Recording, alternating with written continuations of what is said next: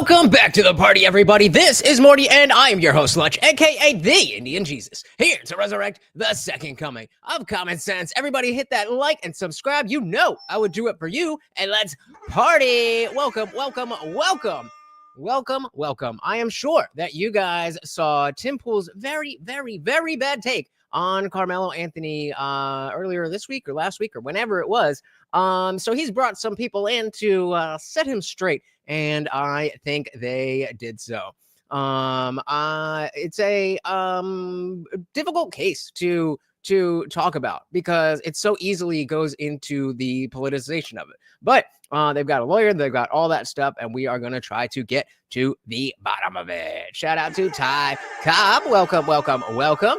We also got King Nirvana in the building. Welcome, guys. As always, if you cannot hear the video, please do let me know. Anthony family, Carmelo Anthony debate. Oh boy, this is a hot button issue. The Carmelo Anthony family, his family has raised, I think, around $500,000 or so using Give, Send, Go, which has sparked a lot of outrage because to the right, it is clear cut with the police report evidence, with witness testimony. This was a murder in the first degree. Now in Texas, that just means Karmelo Anthony killed Austin Metcalf. And shout out to the Dinkus Nose. Welcome to the party. I guess Tim has changed his tune. Welcome to the party. It was over nothing. It was over an argument about being under a tent. Now, there does appear to be some left element that is defending this kid, giving him money. I don't believe personally, and this is probably a biased thing to say at the start of the debate, I don't believe they're defending him because I think that he's innocent. Right. The comments that I've seen largely are that it's because he's black. There are people saying black people have to stand together in solidarity, and that's largely why they're donating to him. And they're using self-defense as an argument, which is largely a racial issue. But we'll talk about this. It's very interesting because I was just watching a different stream of a guy that happened to be black who was saying, I haven't really seen a lot of black-white stuff in this. It's more about the actual facts of the case. So, I mean, I guess depending on where you look, you get a very different picture. Yeah. We tried our best to find an individual who was pro-Karmelo Anthony. Not only was it very difficult to find, but the very few that do exist and are very vocal did not want to come on and debate the issue. And I think it's kind of I was going to be here. I think it's kind of obvious why. But we do have a lot to discuss on this issue, and it's not just about Karmelo Anthony. We're going to talk about Ahmaud Arbery, the McMichaels, general self-defense, why this case is so clear cut, why people feel the way they do. And then, of course, I have a bunch of other stuff we might cut to as this side quest. I put some of it in the Discord already, but we gonna get into it. And so let's go around and everyone can just introduce yourself. There you go. Sure, I'm attorney Andrew Branca for the Law of Self-Defense. I'm an attorney who has an expertise in use of force law, defense of yourself, your family, your property. Been doing that for 34 years now, actually. And I was just in Dallas a couple of weeks ago. I just got admitted to the Supreme Court bar. Oh, wow. So, yeah, I mean, you would know, right?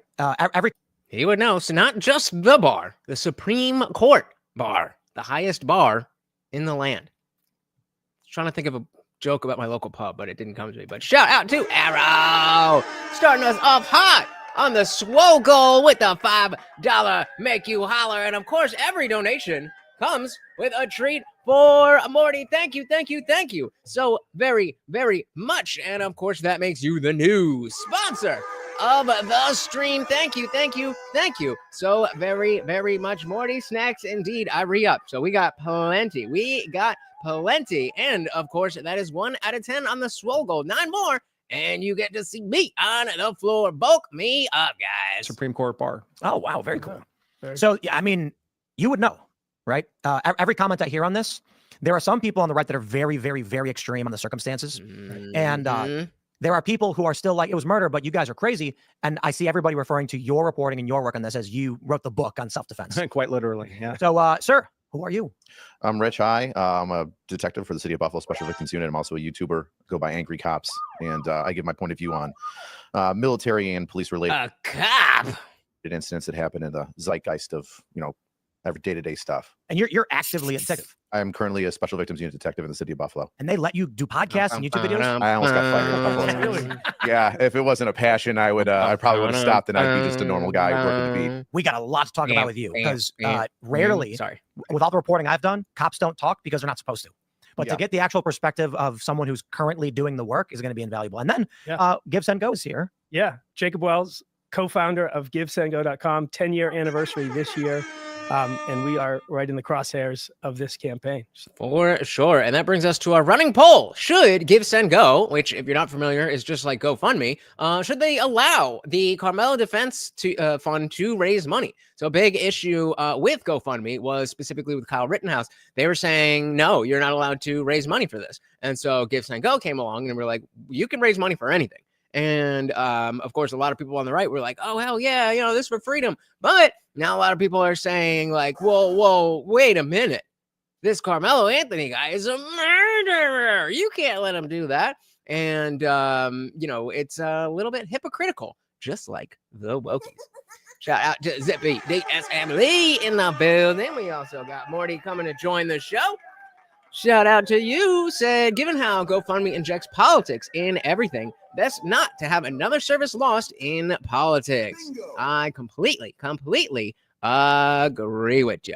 All right, welcome to the party. Let's dive right back in. 10-year anniversary this year, and we are right in the crosshairs of this campaign. So, all right, well, let's get started.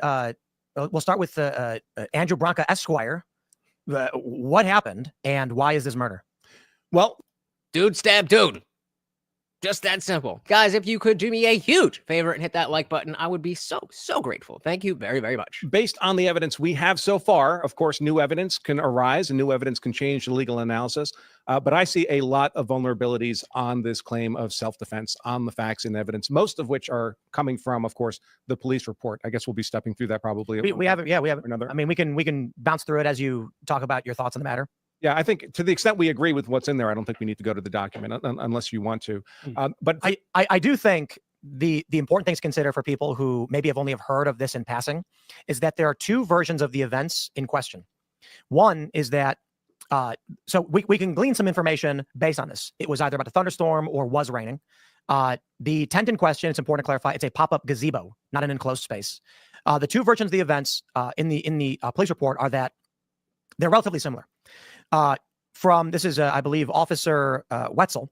He was told by one of the witnesses that Karmelo Anthony went into this pop-up, sat down, Austin approached him and told him to leave, to which he responded, he grabbed his bag, reached in and said, touch me and see what happens.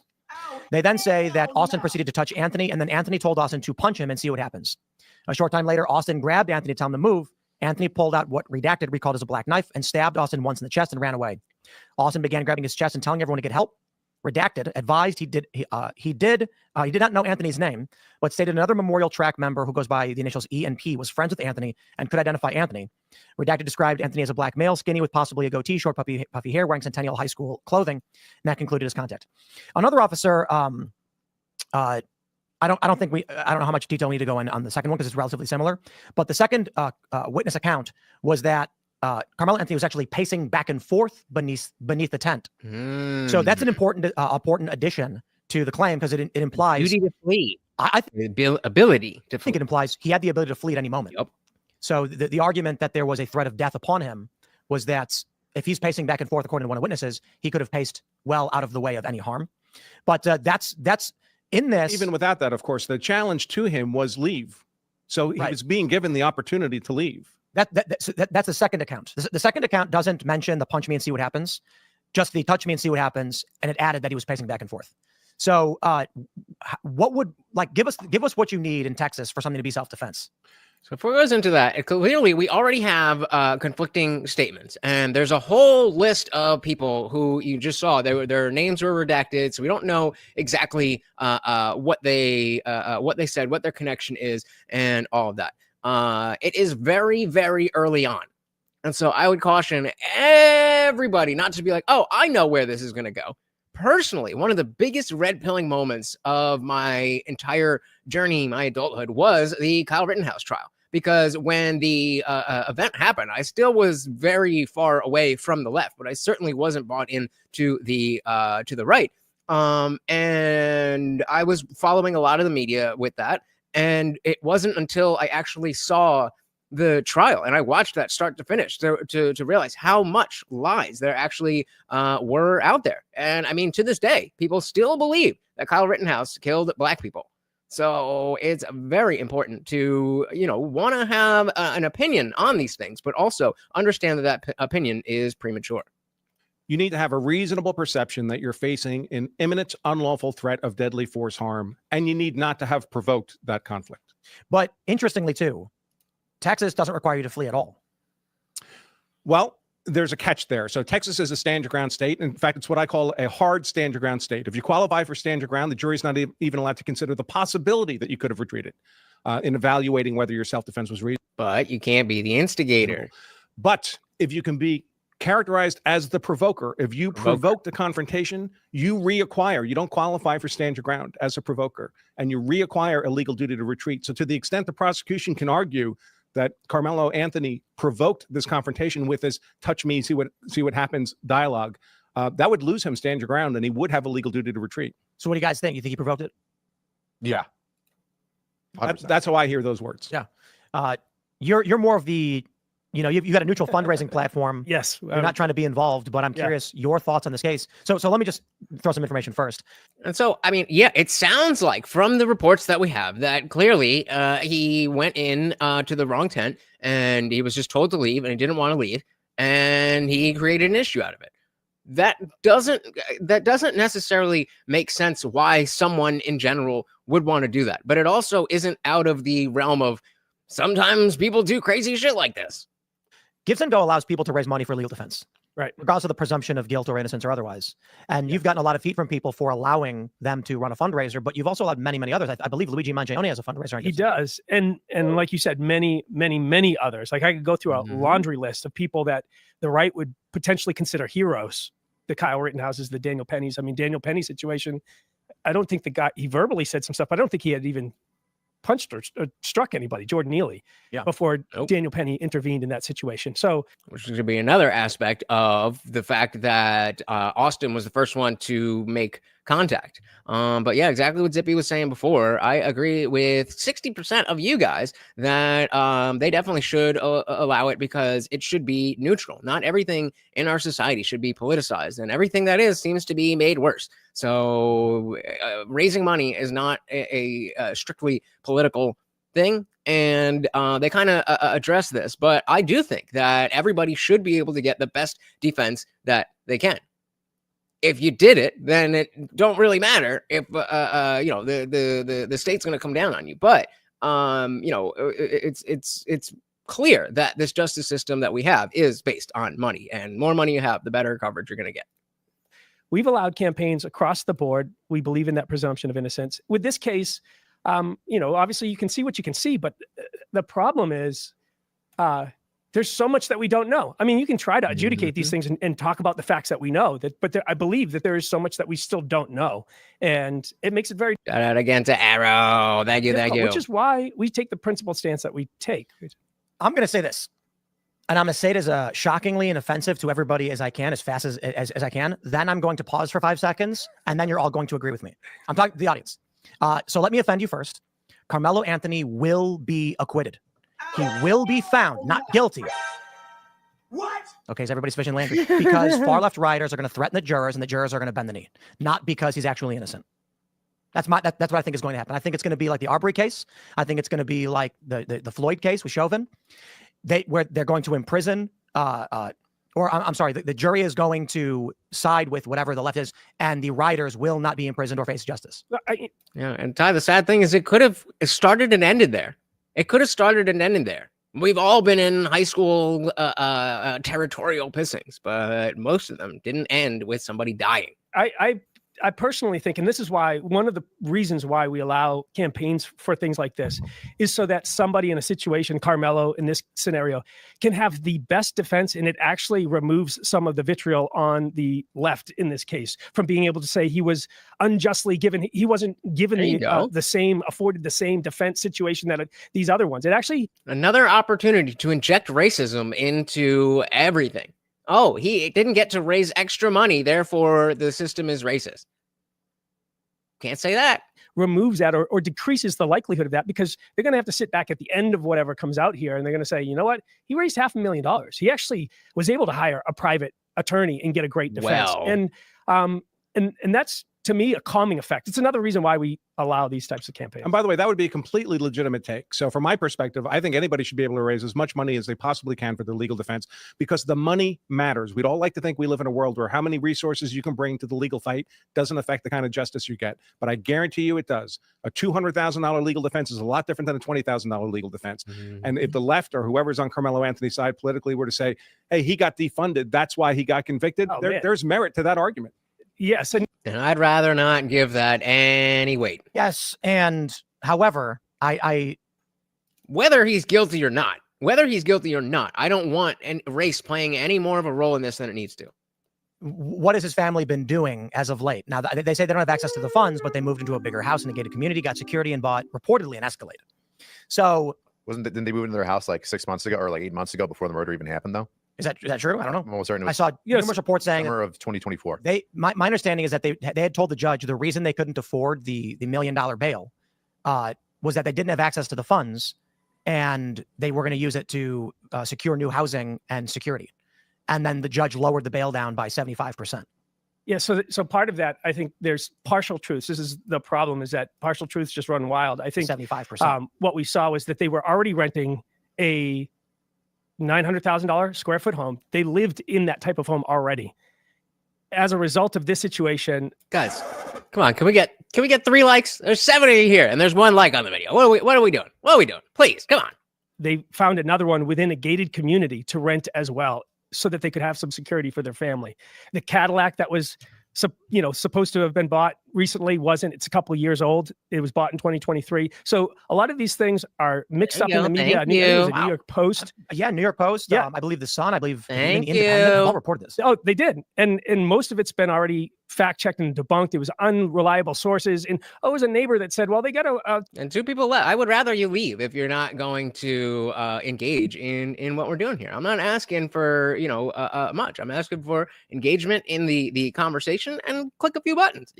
I don't think that's too much to ask. temporary tag on a thing. So they just bought this new vehicle. It's like, Wow. Most of this stuff, completely unreliable sources, and it's caused narratives. And this is why, if you watch the interview that the mom did the other day, that was bad. And time for a side quest. Shout out to Bryson. There we go with the likes. Ty coming in. I appreciate you guys. Thank you so very, very much. So I didn't find the video beforehand, so while I'm doing that, let's let them do this. It's like, Wow. Most of this stuff, completely unreliable sources, and it's caused narratives. And this is why, if you watch the interview that the mom did the other day, she addressed some of these things in it, which is just like there's false narratives that are running rampant. Is that the same one that the victim's father showed up to? Yes. Yup. And shout out to Liberal Hive. One single board of trust. This was the press conference. So this is their PR guy, and these are the parents, I believe.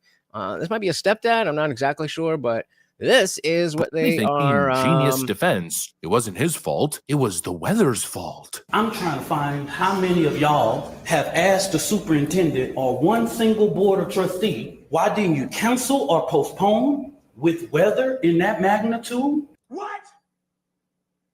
Huh? Thank you for the likes, guys. Very much appreciated. You couldn't have a track meet in rain or thunderstorm or clouds. Y'all are the media. Ask your journalists, your weather journalists, how the weather was that day and that time. Because we all know when rain comes out of the sky, black people just can't help themselves. Oh, wait. I'll do that research. Because as a person who is the administrator of your children, you are responsible for the safety of the children. And so it seems as if Frisco ISD is trying to push this off. What the actual F did I just watch? So now it's the rain's fault that a teenage thug stabbed somebody in the heart because his ego was bruised. Are we freaking serious? This is the big brain defense coming from the PR geniuses and legal minds representing Karmelo and his family? If only the skies were clear, then Austin Metcalf would still be alive today. If only the groups organizing this track meet had canceled the event, then we wouldn't be here. Are you freaking insane? This has to be the most embarrassingly brain-dead insult to my intelligence, bottom of the barrel argument I think I've ever heard.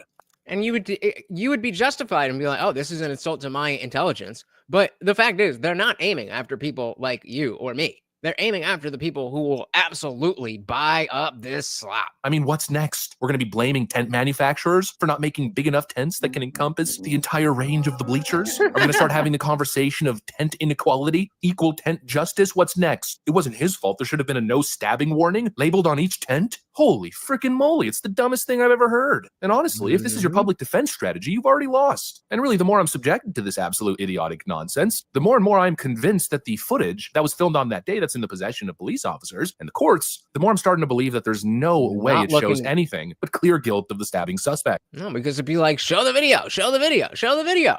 There's a couple more clicks we'll get into. And yeah, it's someone else's fault, the rain, and the adult's fault. And according to them, Austin's fault. Crazy stuff. So we can jump around here, see what else they got for us. Oh. And now that the public knows exactly what is going on, I asked, because these racist bigots try to prevent us from standing up for our baby, our boy. Projection.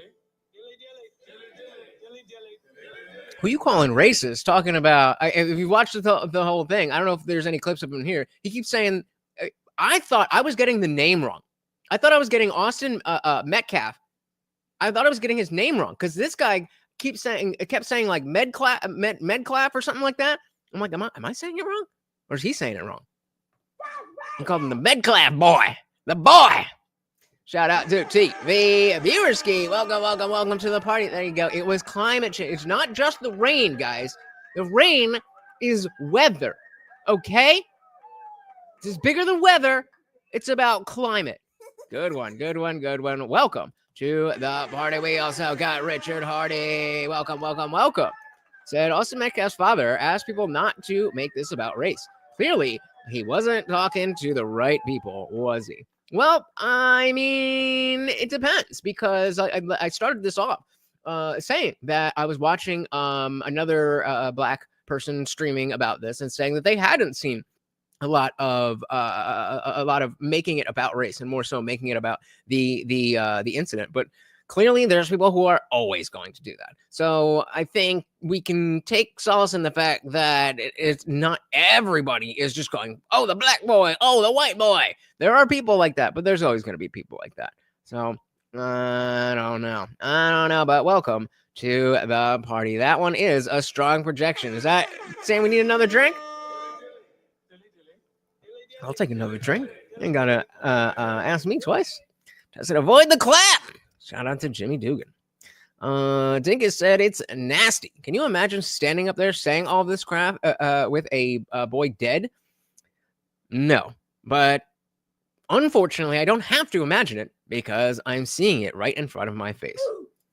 Yeah, right. That's the next one. Bigots try to prevent us from standing up for our baby, our boy. As you are on national TV. He should be afforded the same rights that Kyle Rittenhouse had, Daniel Penna, and all of the people who have claimed whatever their defense was. Self-defense. Justifiably. That's the big difference here. He should be afforded the same right. Nobody in the public He does have the same right. media has one video camera, but we got the video of Kyle Rittenhouse with an AK-47 shooting 3 people in the back. He shot no one in the back. And they were all white, in case you forgot. We got that. What? I mean, that is just a flat-out, blatant lie. Kyle Rittenhouse was chased, assaulted, cornered, shot at, hit with a skateboard. He tried disengaging from the crowd that was chasing him to the extent that it looked like he ran more than a football field's distance away from the initial encounter. He was running away and only shot at the absolute last second when he was being assaulted with a skateboard and another absolute lunatic. Right? 360 no scope, dude. Right as he was I don't even I'm not even a gun guy like that. And I grew up liberal and being, that's bad or whatever. So I don't even think like that. I don't even play video games like that. But yo, that was baller. That last one that Kyle got, I mean, Jason Bourne, John Wick, that shit. Is that what he said? Did he say AK-40? I don't. Did he say AK-47? I could have sworn he said AR-15. Yeah, I think that because that is what he used, but you know, either way, not the same thing. Shout out to Steven. Welcome to the party. So the quest is in the name first. Huh? I don't know what you mean. What you talk about, Willis? Richard says, man claims to be a minister. Can you imagine? Yeah, this is what church is like these days. At least some of them. You know what I mean? This guy is talking that bullshit. Welcome to the party, guys. Very, very good to see you. And yeah, I'm like I was saying just before, that was one of the biggest red pilling moments that I had. So yeah, let's go back and hear that. All of the people from that the public knows exactly what tried to prevent us from standing up for our baby, our boy. He should be afforded the same rights that Cal Rittenhouse had, Daniel Penna, and all of the people who have claimed whatever their defense was. He should be afforded the same right. Nobody in the public media has one video camera, but we got the video of Cal Rittenhouse with an AK-47 shooting 3 people in the back. How did I miss that? I mean, I'll chalk it up to, you know, guns are guns are guns. I don't know shit about that shit, but God damn.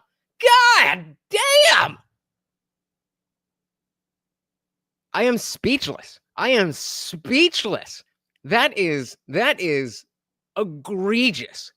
Yeah, right. And Daniel Penda. And then the respect for our kids. Like, do you have respect for anybody that you're talking about? Clearly not. Oh, I love to see this man take a 5th grade math exam. I'd pay for that. You want a good Surprising in the least. $10? And that is your constitutional right. It's people out here reminding us of the black struggle in America. Yeah, pulling the race card. Dominique Alexander claims that all the criticism that the family And this is the type of thing. I put out a video or 2 videos last week that were focused on, you know, the black community TM and how the black community is a very bad thing for most black Americans. This is what I mean. All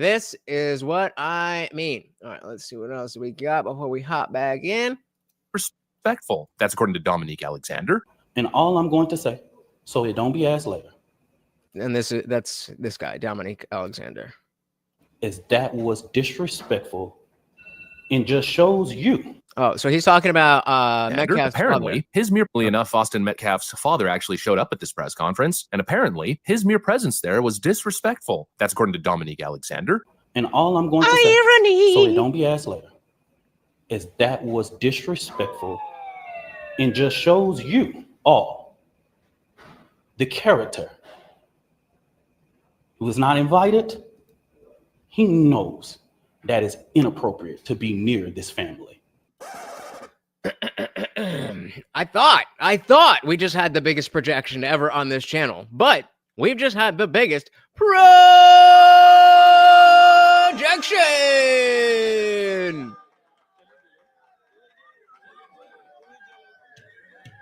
I hope Mr. Metcalf was there as something they could bring up in the trial. That clearly you guys had an issue with this concept, this principle of being somewhere you're not supposed to be. Clearly, they called the cops on him and everything. I mean, you can't make this shit up. I think he is. I forget. He's not a lawyer, but I think this NGAN. I don't remember exactly what it is. I don't care enough to look up about it, but it's like one of these organizations that helps in these ways. It's he's a younger what's the guy? Oh my God, not Richard Simmons. Al Sharpton. He's an Al Sharpton type. That's what we're looking at. He probably shouldn't have said there was no video. We know there's a video. And this much I do know, that AK is automatic and AR is semi. That much I do know. Yeah, right. Richard said at least Metcalf's father didn't stab anyone in the heart for simply being asked to move. He just moved. Yep, that was the biggest projection in the history of the Indian Jesus. If you are just joining us, we are diving into the debate of Austin Metcalf and Karmelo Anthony and what is really going on and what is really happening. Welcome, welcome, welcome. If you can hit that like button, I would greatly appreciate it. And if you are new here, please do hit that subscribe. I am live every Monday, Wednesday, Friday, 8 p.m. Eastern. Let's dive right back in. But he did it. Narratives that are running rampant. Is that the same one that the victim's father showed up to? Yes. Brilliant move.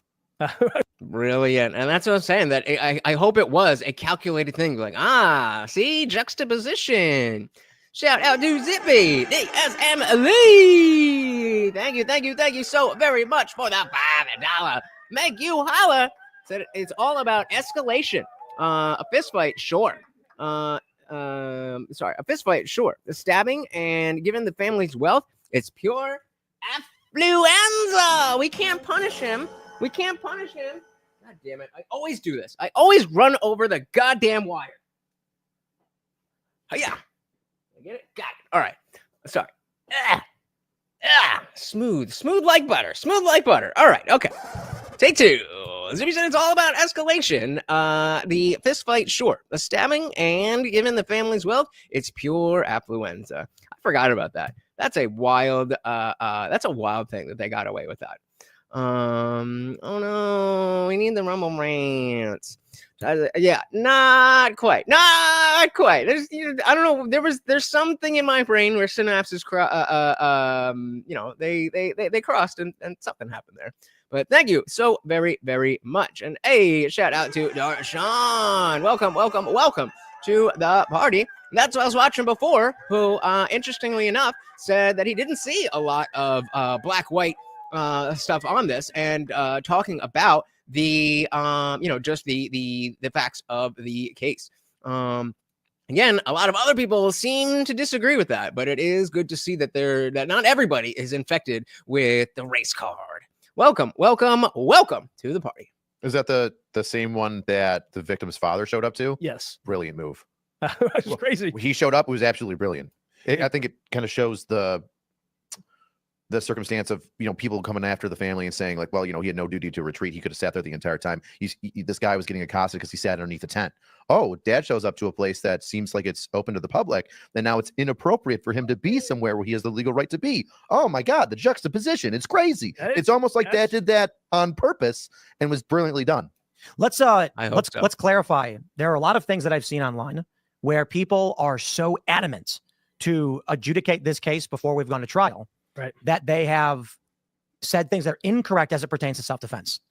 I've seen people say things like, you can't use lethal force if someone is simply grabbing you. What? They say things like, you can't use lethal force unless you've been touched. What? I've seen things like, you can't use lethal force unless you are facing explicit lethal force. And there's caveats to all of these things. So I asked the lawyer himself, are there circumstances? Yes, there are circumstances where nobody touched you and you can use deadly force. This doesn't seem to be one of them. Where being grabbed in any scenario, like you can imagine one, where lethal force. I almost wonder if that other clip where he was like, I don't know, this is self-defense. I wonder if that was just like, marketing for this. I don't know. You never know. There are circumstances where being grabbed in any scenario, like you can imagine one, where lethal force would be justifiable self-defense. Absolutely. I mean, everyone's asking the wrong question, right? And see, I'm an expert, guys. I answered before the lawyer. I knew it. I definitely didn't listen to this before. Answering the wrong question. The question again is, did you have a reasonable perception that you were facing an imminent threat of unlawful deadly force harm? If the answer to that is yes, you can use deadly force in self-defense. And there's an infinite number of ways that can happen. If someone just like with Kyle Rittenhouse, grabs you, are they grabbing you and they have a knife in their other hand? Because that's going to be a bad day for you.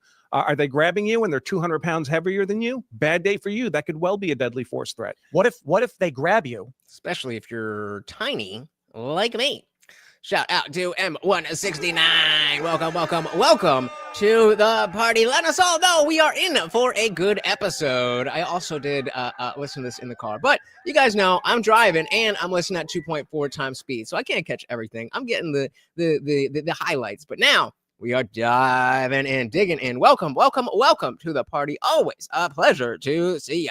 Pounds heavier than you? Bad day for you. That could well be a deadly force threat. What if you're gonna have a bad time? What if they grab you and there's 5 guys all around you. Sure, then there's a disparity of numbers. Then it's the force of the collective group that's threatening you, not just one individual. What if they don't touch you at all? Are there circumstances where deadly force is used? Yes, of course. If someone comes up to me and opens up their jacket and says, "Give me your wallet," and they show a gun, they haven't touched me. I don't have to suffer a scratch before I can defend myself. I can defend myself against the threat that's about to occur. It's an imminent threat that you're defending yourself against. And learning about some of these laws and seeing how open it is in some states to be able to defend yourself, while in Jersey it's just like hope nobody murders me. It's a little scary. It's a little scary. I'm ready to get out of here. in fact, if some guy runs up and punches you and then he runs away, you can't use force against that guy. The punch is over. The attack's over. That would be vengeance. You can't, bro. You can't.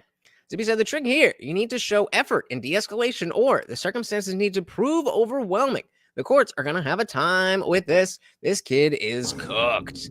Well, not according to Tim Pool. And I kind of think that there is a lot more room for us to learn more. So the story that we have now seems very straightforward. But again, as I personally learned with Kyle Rittenhouse, I thought I knew, oh, this kid, he went out looking for trouble and blah. And again, stating that I had already walked away from the left, but I had not yet been comfortable enough to vote for Trump, but I was more leaning right. And it was that trial that was the full red pilling for me. So the courts are going to have time with this, and so are we. Amongst the nine, so didn't the victim's dad release a statement and some sort of support for Karmelo? Pretty hypocritical of his family to get him tossed from the event, especially because of the fact that, he's not supposed to be in this public space like your son. And I don't know if it was in support as much as it was like, hey, this, I didn't read it through, but from what I understand, it was more about like, hey, this is a bad thing that happened. Let's not, blow it up, and let's not make it a racial thing and stuff like that. I don't know if it was necessarily support for Karmelo, but if somebody knows better, correct me if I am wrong. And then he runs away.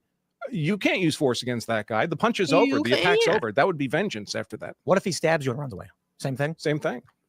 I said eye for an eye, in my opinion. You know what they say? The world goes blind. I mean, I know you'd want to. Right. I mean, people would be like, how dare you? But Right. Yeah. He'd have to continue to represent a deadly force threat to somebody. So if he's running around stabbing people, and so it seems likely he's about to stab someone else after you. But so anyways, I started stabbing. Then you're actually shooting him in defense of others, in defense of the people. So the other important thing, too, is that all these states are different. So it's hard to know. They're not that different. It's about 80% the same across the 50 states. Yeah, you're talking about Tennessee versus Garner, which you were talking about in the car a little bit earlier. That's the fleeing felon rule. Like, what you can use deadly force on a fleeing felon if he's still a threat to others. However, hypothetically, and this is the Tennessee Garner case, if you drop a firearm and you jump a fence and the cop is still chasing after you, he can't plug you in the... That was the video of the guy. He was like yards away, and the cop just fucking blasted into him. Like, yo, what are you doing? Back. That threat of deadly use of force to the community is no longer present. Yeah, the issue is not the flight. The issue is, does the person still represent a danger to somebody? There was that case in Atlanta which sparked those massive BLM riots where a guy he fell asleep. I think he was drunk in a drive-thru. When the officers showed up, he fought them. Yep. And then stole their taser. Yep. So that he was trying to flee, I think, when they shot him. That's different than the Philando Castile case, right? That's a different one. If I remember correctly, there was 2 incidences that had to do with a drive-through. I remember one being very clear-cut, an issue of the cops being trigger-happy, and the other one, not so much. Shout out to Fart Knockley. Welcome to the party. Oh, thank you. I said it was great seeing me on Sarah's show. Shout out to the Raging Tomato. Yeah, I mean, when it comes to these granular economic things, that's not my strong suit. So I was looking for ways to jump in, but to be honest, it was hard to follow exactly what that guy was saying. So hopefully, I think it was decent for a first showing, but I'm gonna get back in there and make my mark. Appreciate all the support in the chat, you guys. I really, really do. Next time, up in the Raging Tomato. Welcome. Let's dive back in. And stole their taser. Yep. So that he was trying to flee, I think, when they What, two shot him. cops? Oops, he accidentally packed a blade at his back. Oops, accidentally went into the wrong tent. And then oops, was accidentally informed that he was in the wrong tent. And then oops, I mean, come on. It's two cops. Right. It's hard to make an arrest of someone who doesn't want to be arrested. So Been there before. So let's say this. In that scenario, the guy steals the taser and Yep. begins to run. Yep. And the police use deadly force against him now. If he had just continued running, probably not. But he turned and pointed his taser back at the officer. And I know we think of tasers, and I'll defer to the officer here if he disagrees with what I'm saying. We think of tasers as a non-deadly force weapon. Don't because tase we me, think of it as bro. being used in a defensive capacity. And when it's used in that way, it is non-deadly force. But a defensive use of a taser or pepper spray, for example, is very different than an offensive use. An offensive use, you're trying to debilitate your victim, presumably not to stop as you would in self-defense, but to continue to use force or predate on them in some way. I don't know. I've seen some chick cops use that taser and hold it out for dear life. So being debilitated, no longer able to defend yourself, to my mind, it's no different than getting hit in the head with a baton and getting knocked unconscious. You're helpless now. So an offensive use of these weapons to debilitate someone, I would characterize as deadly force, meaning force likely to cause death or serious bodily injury. So let's go to the Karmelo Anthony debate as it is. Yeah. So far we've been talking about how the law around this, or the laws that we think will apply to this, actually work. As described, we have you're an officer, so I'm or detective. So I'm curious. At ease, gentlemen. At ease. These police reports. Fucking How bed. substantive are they in court, or does this not get used? Like, you will need the statement from the officer and the witness. Yes, I'm actually really surprised that they put all this information up for my city. These statements by these officers, it's called P73. I'm going to assume this is about somebody else. It's basically saying, hey, listen, you were involved in a homicide. You showed up. I need you to write this. And that goes directly to the homicide detective. It's not shared with the public. This being shared with the public is huge. I mean, the transparency is amazing. And also the work that these officers did is amazing. I think it's a risk. How so? Could this not prejudice a jury and be used by the defense to argue that information? So they I mean, anything can be used to prejudice a jury, but in what way? released only select witness statements, despite the fact that you've got this list of witnesses. 1, 2, 3, 4, 5, 6, 7, 8, 9, 10, 11, 12, 13, 14, 15, 16, 17, 18, 19, 20, 21, 22, 23, 24, 25, 26, 27. And this is what I was referencing before, that there's a lot that we haven't seen or that we don't fully know. And I, again, that personally, if you feel like this is what it is, I know that this is this, whatever, I'm not going to stop you, but I'm going to withhold judgment on a final position. I think that it's murder. I think that it, didn't need to happen, but I don't know very well. I know what other people are reporting, and I would caution you all to keep that position. Shout out to our boy Trey Williams in the building. Welcome. So I live out here, and the kids are saying different stories, but either way, nobody should have died. I think we can all agree with that. The issue is that people are saying, or like, who created the situation where somebody then did have to die. So it's tough, and it doesn't look good for Karmelo. But as I'm saying here, all of these people could have conflicting stories from what we've already heard. I don't know. I'm not hoping for that. I'm not hoping it's not that. I'm just saying it could be. It could be. Wait until the facts come out at trial, and depending on the timing, I will do my best to cover as much of that as possible. I said, your Western lunch, it was tiresome. you know. 28, 29, 30, 31, 31 witnesses. And they've released statements of like 3 in these reports. Yeah, it's a double-edged sword. Like, 1, you get transparency, but 2, you get everybody on the internet trying to make their own ideas of what's going on and what the police are hiding. My department, those statements are held tight. You don't get to get a look at that because of all the crap that can come up from it. double I am dying to know what the Trump map is. edged sword. I'm sure we'll get But there. all those statements would be used in court. And yet the only way to address that is in voir dire, is in jury selection. And when the jurors are instructed, the judge will instruct the jurors who are only allowed to come to a verdict based on the evidence, the testimony, the law you get in. I know. And we also live in a world where You're not going to read anything online about this, right? You're not going to talk to anybody about this. are no. I feel like this may be a wild statement. It might be a little bit out there. Haven't put a lot of thought into it. But why is sequestering a jury in a case this big not standard fare? Once we have smartphones, there's no reasonable expectation that anybody could stay away from information about the case if they're on the jury. I mean, that should be standard operating procedure. Mr. Nine said, paying attention to a trial from beginning to end is fascinating. I completely agree. It depends on how corrupt the Judiciary Committee is. And that's sometimes a flip of a coin, right? A flip of a coin. I know. And we also live in a world where there are no, the jury's supposed to come in like a blank sheet of paper, knowing nothing about the case at all. That's the ideal. And yet another thing that's impossible this day and age. In the past, you could get away with that. But today, especially with any high-profile case, there is no juror who's not been exposed. We get this into this a lot when defendants want a change in venue. They want the trial held in a different city or something. And invariably, the judges look at them and say, every city knows. Where in this state, this happened with Derek Chauvin, where in this state do you think you could hold this trial that doesn't have the same level of exposure? It's the internet. It's not a local paper. Well, I think Chauvin should have been released free and charges dropped. Yeah, of course. So for those who are not familiar, when the judge said that there is no venue in this state where you will be free from this, prejudice, it's like, okay, you're free to go. That's my view as well. If you cannot offer an impartial. That's a really solid point. That's a really, really, really solid point. And it doesn't even get into whether you think Chauvin did this, that, the other. It doesn't matter whether you think, oh, George Floyd was a saint or George Floyd was a dirty drunk. It does not matter.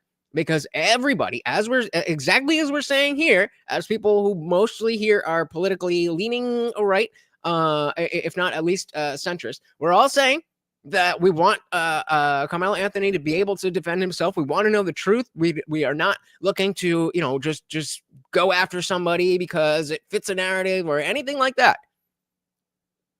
But if you can't get a fair trial, then you shouldn't get a trial. Like you just, and that doesn't mean you get thrown in. It means that you're off scot-free, unfortunately. That's how the law is supposed to work. A fair trial is the cornerstone of our justice system.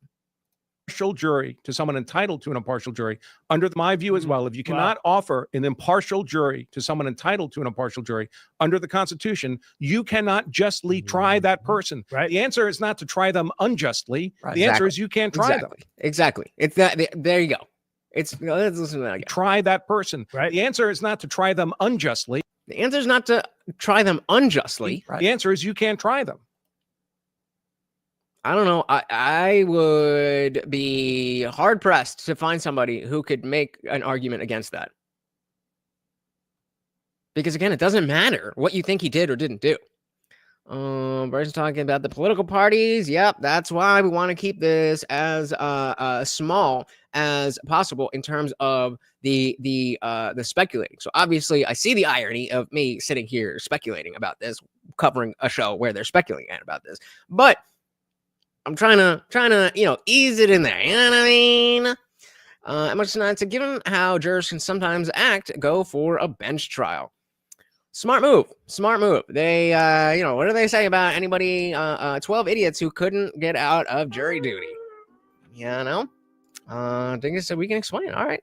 Explain it. I am willing to hear it. Try that person. Right. The answer is not to try them unjustly. Right. The answer is you can't try them.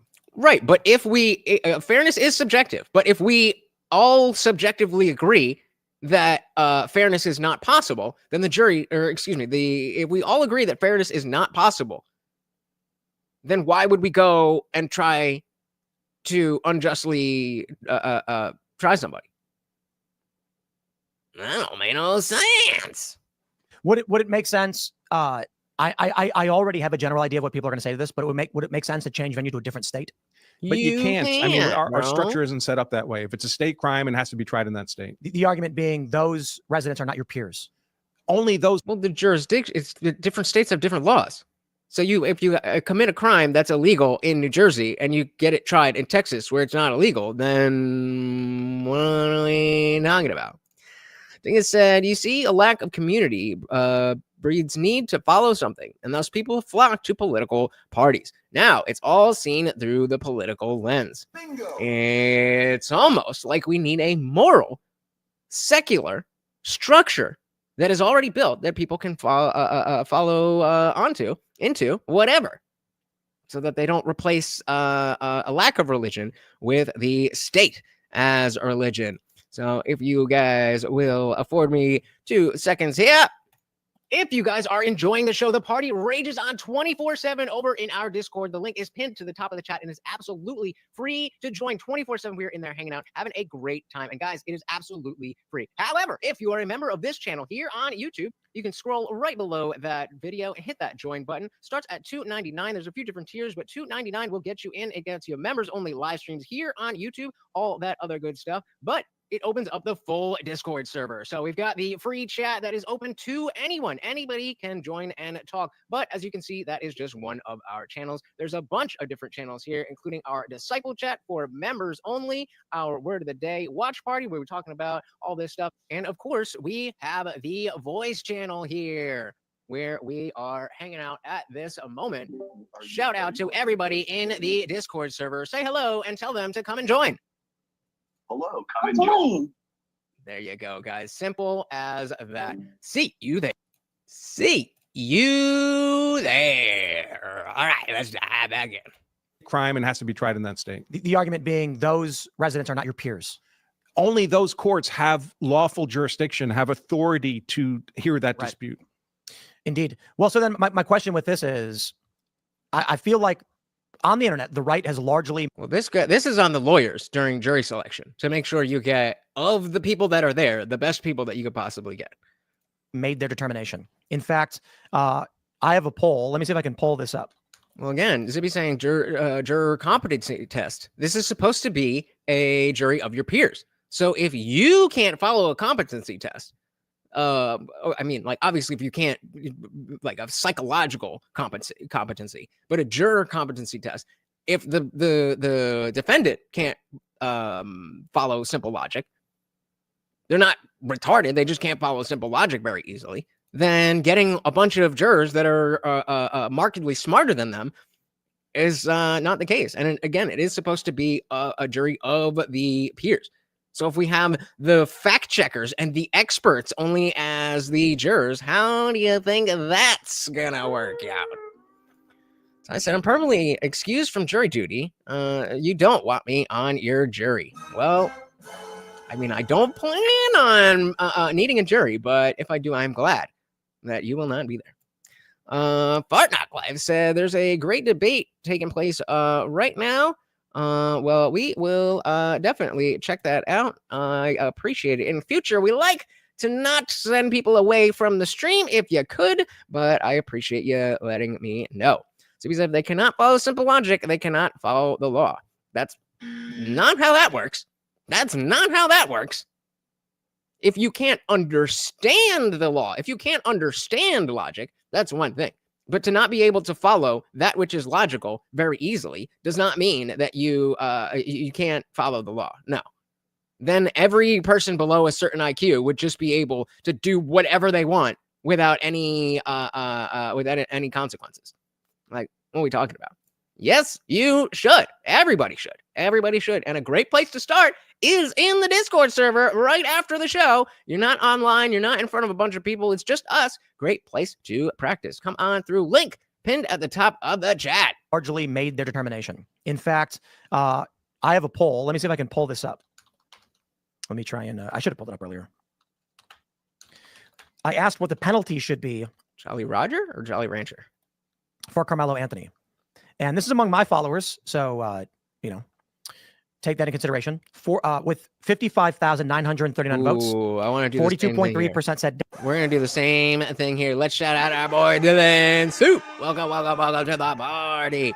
said, is the beanie one really suggesting self-defense? What evidence does he have claim to? So I think, so no, to give you the short answer, no, he's not saying self-defense. He was earlier saying that it could be.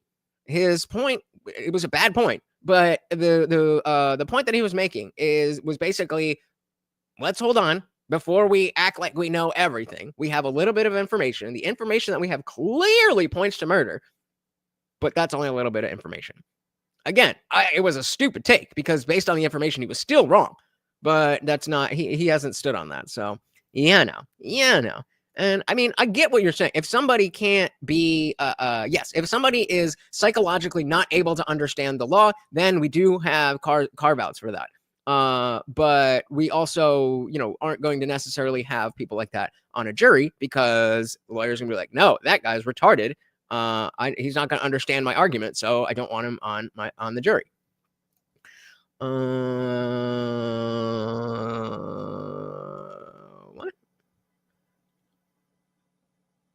I don't know. All right, let's back here. With 55,939 votes, 42.3% said death penalty, 32.1% said life in prison, 18.5% said 25 years, 7.1% said less than 25 years. I'm curious your thoughts. We got death, life, 25, less than 25. Thoughts, all of you guys, on based on what we think we know happened from these reports and the witness statements. What do you think is what should be happening right now, and what would the penalty be? All right, and that same question over to you guys. What the penalty for Karmelo Anthony? We have the death penalty, life, 25 to life, or less than 25 years. Let me know what you guys think. Dinkus thinks he was protecting himself by hedging early on. Smart move. I mean, not a smart point, but a smart move. You're gonna take a little bit of L for, you know what I mean? I can't hate on it. Trey says, so part of the self-defense comes in because it started raining and everyone ran to different tents. Austin ran to a different tent and went over to the tent Karmelo was in, and that's when it starts. What does this have to do with people being stabbed? Because again, the issue isn't that you were in the wrong tent. Because if you, I mean, even, high school kids could be dick. Hey, motherfucker, you don't belong over here. Maybe Austin was being a dick. I am certainly not saying I know what happened. But at no point does the weather come into black people can't help themselves but stab people. That's racist, Trey. That's racist. Now, I mean, I don't. So, I don't understand how the rain adds to self-defense. Because there was a lot of other kids that went into a different tent, like Austin, and he didn't stab anybody. So what are we talking about? Number 9. So we had to fill out questionnaires, and then the attorneys asked us more questions based on our answers for being in the on a jury. Yeah, jury selection is not just like you and you. It's a long process, and it's a science. They go hard. Well, what should be happening right now, and what would the penalty be? What should be happening right now? What do you mean by that? I'm not saying if there is what is the normal process by which the arrest happens? What should be playing out in the courts? How would this normally be handled? If it wasn't a high profile case, if it was just like 2 kids in Chicago, what would be happening right now? They're going to go to pretrial hearings? Yeah. So that's what'll happen. So now he's been bailed. I mean, death penalty is an option. There'll be months and months and months of pretrial hearings. There'll be in limiting motions to exclude certain kinds of evidence. There'll be motions to bring in certain kind of expert witnesses. Ideally, by the time the trial actually starts, by the time a jury is seated, everybody should know, the lawyers should know exactly what legal arguments and what evidence is going to be presented. There should be no surprises for them. It's all supposed to be basically scripted out ahead of time. Yeah, that's more the movies. And that being said, I love a good courtroom drama. And I've been looking for a good one. I mean, I guess I'm going to have to wait until they either make a movie of Kyle Rittenhouse or this. But I just rewatched, I think it was the Central Park 5, right? When They See Us, that was Central Park 5. And there was a lot of conflicting stuff in that situation. And I understood that there was a clear perspective of, oh, these poor boys. But I thought it was a harrowing story. Just throwing it out there. Presented. There should be no surprises for them. It's all supposed to be basically scripted out ahead of time. The only thing that's happening in the courtroom really is it's kind of a theatrical presentation to the jury. Yeah. They're the ones seeing it all for the first time. So they call it preliminary hearings, like preliminary sounds unimportant. This is where the legal battlefield for that trial is being defined. Like it's like a football field being painted out. This is where the rules are, what you're allowed to argue, what witnesses you're allowed to have. This actually largely determines the outcome of the trial, all these preliminary hearings. Yep. So M69, you're saying this is what this is? Or what is motions in lemonade? I could use some lemonade. Actually, it's funny because the flavor of stuffs that I got is lemonade. So based on we'll clarify your guys' view in a second, but like based on how you guys view what went down, what do you think the penalty for Karmelo Anthony should be? The right at this point, all of them should say, well, it depends on the facts. We don't have all the facts. No, I have to be honest. I don't really do sentencing stuff. Then what would your assumption be on what a court would prescribe for this crime? Typically, it would be 20 to life. 20 to life. Yeah. Wow. Often without possibility of early release. So wow. Damn. Yep. What does that really turn Well, into? no, that means at 20 or not before 20 can you get parole. That's why they say 20 to life. To life. Yeah. Wow. Often without possibility of early release. So wow. Yep. What does that really turn into? Does it always If actually? it's life I don't know why I said, oh, so life. without possibility of early release, you're in Well, there forever. But 20 to life, right? So it varies a lot by states because different states Am I wrong? have different rules about how much they can reduce it before you're eligible for parole. Some it's a third. You only do a third and you're eligible. Yeah. So a 20-year sentence could be 7 years and then you're out. Okay, so I wasn't on point, but I wasn't wrong. And another very important thing to remember is that every American is innocent until proven guilty. And in the trial, it is not the job of Karmelo Anthony or his defense team to prove that what he does with self-defense. It's on the state to prove that it was not, and that it was murder or manslaughter or something, which honestly, it does seem like that won't be that hard based on the information we have right now. Listen, not to those of us who watch trials jokingly call motions to limit evidence because it showed up that way. In class closed captions. Motion to limit evidence. Motions to lemonade. I like it. You only do a third and you're eligible. Yeah. So a 20-year sentence could be 7 years and then you're out. What do you think? You're the cop. 25 to life, eligible for parole. Okay, I like this. Less than 25, extreme reformation. What are we saying extreme reformation is? I like this. Cop. 25 to life, eligible for parole. Right now, if they determine later on that it was like he went up to a group of friends and said, I'm going to go over there and start some shit. Life. Probably. Premeditation. I mean, it's Texas, so they're a little more heavy-handed than New York, who has a catch and release program. Yup. Ask me how I know. And We're not fans. yeah, thanks, Governor Kathy Hochul. And so Talk about a fucking racist. I cannot believe it. I don't know if it's 2023 or 2024. Excuse me, but when she said the fucking the line about black people don't even know about laptops, like, bitch, what the fuck? People still voted for it. if this is, I mean, this is Texas. In New York, I would say probably He'd be let out right away, and they'd apologize to him. pretty much they'd give him an iPad and a cell, and Here's a new knife. yeah, here's a new shiv, and then they let him stab a corrections officer.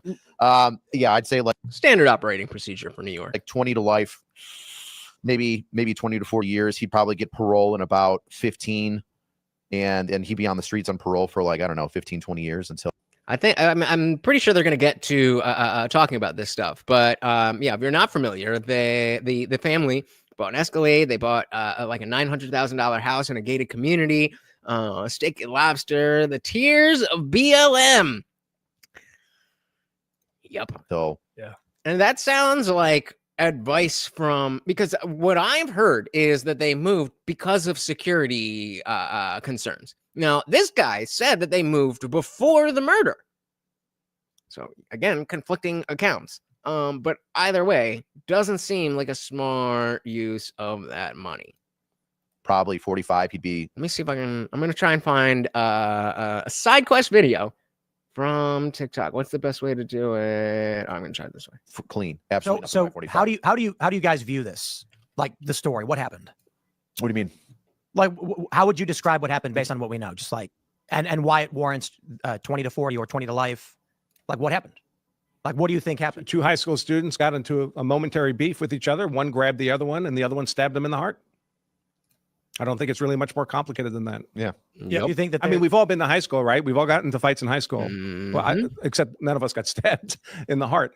But high school like guns. it's the most common thing in the world, Yeah. Fuck. Well, then, I guess it's in clear cut. except the stabbing part. That's And I mean, my only, and this kind of shifts the direction a little bit, but I think when we look at the campaign and the amount of money that it's raised, what we've seen with campaigns like this is that they are driven by media sensationalism. And so I wouldn't have expected this campaign. I can't find the exact video, but basically somebody was just saying like, these people are spending money like the new rich. There's old rich and there's new rich. And you take a guess which one. Sensationalism. And so I wouldn't have expected this campaign in that fact base level thing to raise nearly this type of money. It's because of the outrage on the other side, particularly on the right, that I think is fueling this. Very true. $500,000. I think these donations is being fueled by people that are saying, look at what they're saying, what the right is saying in these scenarios where they allowed campaigns for Derek Chauvin and all these other people. It was the same thing that drove Daniel Penny's, the amount of money Daniel Penny raised, 3 point whatever million, was because the mainstream media immediately created a black and white narrative and ran with it. And then the right, these things are fueled by the media narratives around it. Yeah. So as much as we want to have strong opinions about things that we're passionate about, we do have to understand our effect on the larger the larger aspect of what's going on. If you're going to post a meme and that meme get somebody to donate another $100 to the account that you don't think should be there, or that not that you don't think should be there, because most of us agreed that GiveSendGo is in the right to allow the defense fund to raise money, which we agree with. But if you don't want that to just be, an endless stream of people being like, oh, this is for the black community, then don't blow it out of proportion. What's 9? So they're going to blow out his defense fund before it even goes to trial. That's what it seems like. That's what it seems like. Narrative and ran with it. And then the right, these things are fueled by the media narratives around it. Yeah. I mean, no one's donating because they're calculating what they think the legal defense is going to cost, and they want to make sure he has that much money, right? Each individual is donating largely on an emotion-driven basis. Yeah, I've read the comments. Some of them are disgusting. So we have a question from Chad Smith. He says, Texas recognizes imperfect self-defense. Impact? Well, unfortunately for Anthony, the version of imperfect self-defense that Texas recognizes is different than the rest of the country. The rest of the shout out to these nuts. Welcome to the party. So sick of this tomfoolery. There's a lot of tomfoolery going on, these nuts. You're gonna have to be a little bit more specific, but welcome to the party. The version of imperfect self-defense that Texas recognizes is different than the rest of the country. The rest of the country, and what imperfect self-defense does is, if you're convicted of murder, it mitigates the murder down to manslaughter. So instead of looking at life, you're looking at 20, maybe you get out in 7-8 years. You started as a 17-year-old kid, you're out in your mid-20s, you still have a life to live. Sounds good. And Dingus, tell me more about what you mean about this extreme reformation, because prison is not a place that makes people better people. That's not typically a thing that happens. There's exceptions, but manslaughter sucks, but it's a lot better than a murder conviction. And in most states, how imperfect self-defense works is you had a genuine fear of deadly force harm from somebody and you killed them in self-defense, but your fear was objectively unreasonable. It was kind of a panic reaction, for example. If it's a distraction from ICE, I kind of feel like that's a good thing, because I don't think that ICE is the ones, the ICE agents are the ones who are not doing their job because they're focused on this news story. I think it's the people who are crying about ICE doing the job that our elected president tasked them to do. The people crying about that are being distracted by this, if anything. So win-win. But your fear was objectively unreasonable. It was kind of a panic reaction, for example. That can't qualify as perfect self-defense and get you an acquittal, because perfect self-defense has to be reasonable, but it can mitigate murder down to manslaughter. So let's say there's like an old white guy, and that is an interesting that raises the question of why then did they go after first-degree murder instead of manslaughter? You can always because if you're the state and you go for first-degree murder, not even second-degree or anything. I don't specifically remember all the details about, not predestination, predetermination. What is the word? You know what I mean. But if you charge with manslaughter, you can always get the prove that there's more there. And again, this is coming from the state's point of view, where they want a conviction. I don't know. Much nice if I had to guess, since Dinkus is just leaving us in the lurch here. Extreme reformation would be an individual going through whatever programs the prisons offer on things like anger management. That doesn't sound that extreme. I'm all in favor of it. But I think if there is, it sounds, because I don't know if this is an established term, or we're just saying reformation that is extreme. Because if there's a thing that is called extreme reformation, and that is this, that, and that, then we have a conversation. But if you're just saying we don't need that much time in prison, but while he is in prison, we got to do stuff like this, I can agree with that. But I don't know. I don't know if that brings me from less than 25 to 25 to life. I definitely don't see life, and I am not for the death penalty. So it's that 25 number is right where I'm sitting.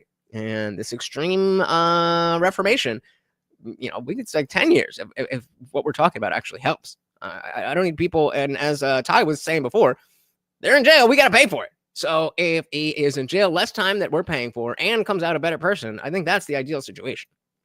Mitigate murder down to manslaughter. So let's say there's like an old white guy, and he's like seriously like 75. I think we just had a case like this where an old white guy, a young black gentleman came up to his door. That's what I was going to ask. Yep. He got into a car accident, and he jogged up to the door. Did you guys hear about this? To ask for help, and he was injured, and the old man feared this, panicked, think he was being robbed or whatever, and shot the guy. Yep. Through the door, wasn't it? I think it was through the door. Well, in the case I'm thinking of, the young black man thought he was at someone's house to pick up that was his a different brother. one. Right. And not that one. That guy shot through the door. Yeah, but that kid, like, the report for that is that he knocked on the door. Yeah. I kind of think he probably opened the door, thinking like he definitely had his hand. He had his hand on the handle. Yeah. So how would that? So let's do that story, because the one where the guy runs to the house, that was really sad. He got into a car accident. Yeah. He was injured, and he was jogging up to the house to get help, because he needed to call somebody, and they panicked and shot him or something like that. In that story that you mentioned, where he went to the wrong house, how did that one play out? The old man took a plea, and then before he could be sentenced on the plea, he died. Oh, wow. Yeah. Justice. I was going to say, he took the words right out of my mouth. Justice. Be sentenced on the plea, he died. Oh, wow. Yeah. Justice. Wow. Cold bitch. Oh my gosh. He just died. Must not said 25 sounds reasonable with consideration for good behavior out in 10. I agree. Sounds reasonable. Shout out to Amanda Price. Welcome to the party. Very good to see you. Hope everyone is well. Hope you are well. I'm doing all right. I cannot complain.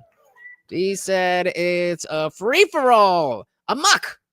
Things are running amok. Well, hopefully, again, with conversations that are a little more measured, we can keep things from going full amok. Out of old age. But that would be a classic case where the jury could believe, all right, this old guy, he legitimately had a fear of death from this young black man trying to get into his house, apparently. But that fear was objectively unreasonable. He should not, a hypothetical reasonable and prudent person would not have had that fear. Do y'all have any fear? And before I end this poll, let's get one more person to hit it, because 25 and less than 25 are tied. Because I do have another poll I don't want to ask you guys. Should not, a hypothetical reasonable and prudent person. Actually, wait, he just said something that He just died of old age. But that from this young black man trying to get into his house, apparently. But that fear was objectively unreasonable. He should not, a hypothetical reasonable and prudent person would not have had that fear. Do y'all have any fears that with the selective release of information, the right There could we be go. being misled on what happened with the Karmelo Anthony case? Yes. If you don't think it's a possibility that people, right, left, up, down, a Christian, atheist, can be misled on what happened at this point in time, then you're retarded. You are retarded. Absolutely. We all are likely have a wrong interpretation of what happened. Slightly. We've got a lot of information. We don't have all the information. And I'm happy to say a penalty for Karmelo Anthony among my audience here. My good friends in the chat there. Less than 25 years, 45%. Nobody said life. And the death penalty only 18%. I like it. I like it. Of course, Bambi comes in and would have said death penalty, but don't know enough about the case. Fair enough. Fair enough. That is the theme of tonight, is strong opinions based on the information that we have, but holding out for better information. So, I mean, aside from ever really being convinced to want to give someone the death penalty, right there with you. Welcome. And yeah, exactly. Well said. Exactly. Everybody's could be that with the selective release of information, the right could be being misled on what happened with the Karmelo Anthony case. Everybody's misled in all these cases. It's disinformation all day, especially from the media. Everything the media says about any of these high-profile cases has to be presumed to be misinformation, to be false, to be lies, until proven otherwise. Now, I wonder if we look at some of the more left-leaning channels and ask that type of question about the left, is it possible that we're being misled and this actually is a cold-blooded murder? Like, no way. Maybe not as many people as as it's been discussed. People are looking more at the facts rather than just the race. But I'm impugning not people based on race, but people based on ideology. I think they would be a little bit more confident with a lot less information. But we said, I don't have faith in a jury. Look at the Apple River case. So unjust. And this is why they were saying, what is it called? The bench trial where the judge decides. You never know. You never know. Again, they say a jury is 12 people who didn't know how to get out of jury duty. So this is why Branca is a boss. Shout out to Branca. Has to be presumed to be misinformation, to be false, to be lies, until proven otherwise. So the only thing that counts is the actual evidence, not how it's recounted or how someone describes it, the actual evidence. So my concern is the adamant nature on the right that this is as we believe it to be. My fear is you've got 33 witnesses who've not given statements or have, and we don't know what those statements are. Sure. Exactly. 33 versus, I think it was the 3 or 4. I said it rained and he chose a public tent. So that's self-defense. Oh, please. So according to Trey, Austin was also someone who was in a wrong tent. And I'm trying to, in the best way that I can, understand how that would play into Karmelo having justification, because if Austin and a bunch of people were in the wrong tents and only one person died, then it seems to work against Karmelo. Whereas if there was a bunch of, it just starts downpouring, everybody runs into a tent, and then because there are different tents and people are in the wrong space, everybody's just fighting and stuff. Like, okay, that brings a lot of uncertainty to the factors of what's going on. You know, the reasonable expectation of imminent danger. If everybody's fighting around you and other people are stabbing. So anyways, I started blasting.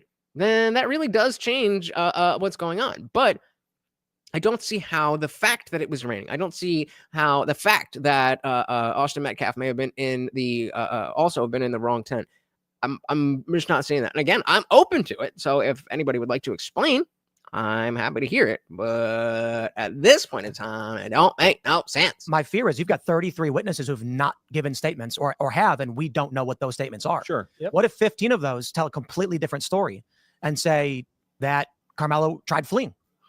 And, you know, Austin, or something like that. I really doubt that's the case, considering the two witnesses that are presented in this.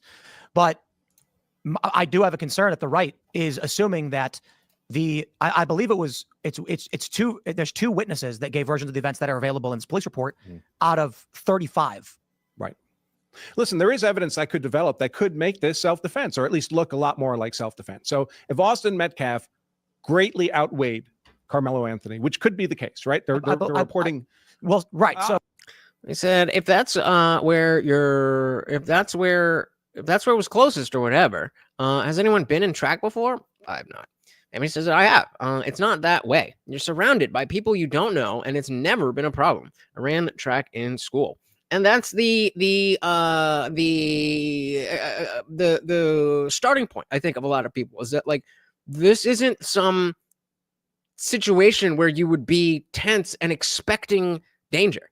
And so we can talk about whether or not he should have had the knife in the first place, but that is a different thing, because I can guarantee you, without knowing for sure, that other people had knives, guns, weapons, whatever, but they didn't use them.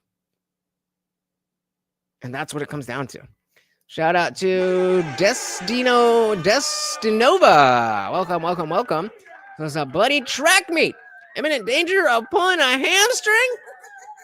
That's about as much as you should expect. And it's not like these were, schools in the hood or something. You know, I mean, there's no reasonable expectation that somebody was going to beat you up if you step to them or something. I mean, so why did he bring a knife in the first place? That's intent. It's school grounds, no weapons allowed. So I might be taking this from this podcast. We're not going to be able to finish the whole thing anyway. But supposedly there had been like 5 murders at this school in this school year. So I don't think that the mere having a weapon is anything. Which is surprising that me, not the least 2A guy, but know the least about guns. I think especially in Texas, having a gun, having a knife doesn't mean you're intending on using it. So I personally throw that away. Especially if people have been getting murdered at your school, you could have it for protection. But it's when you threaten violence. Exactly.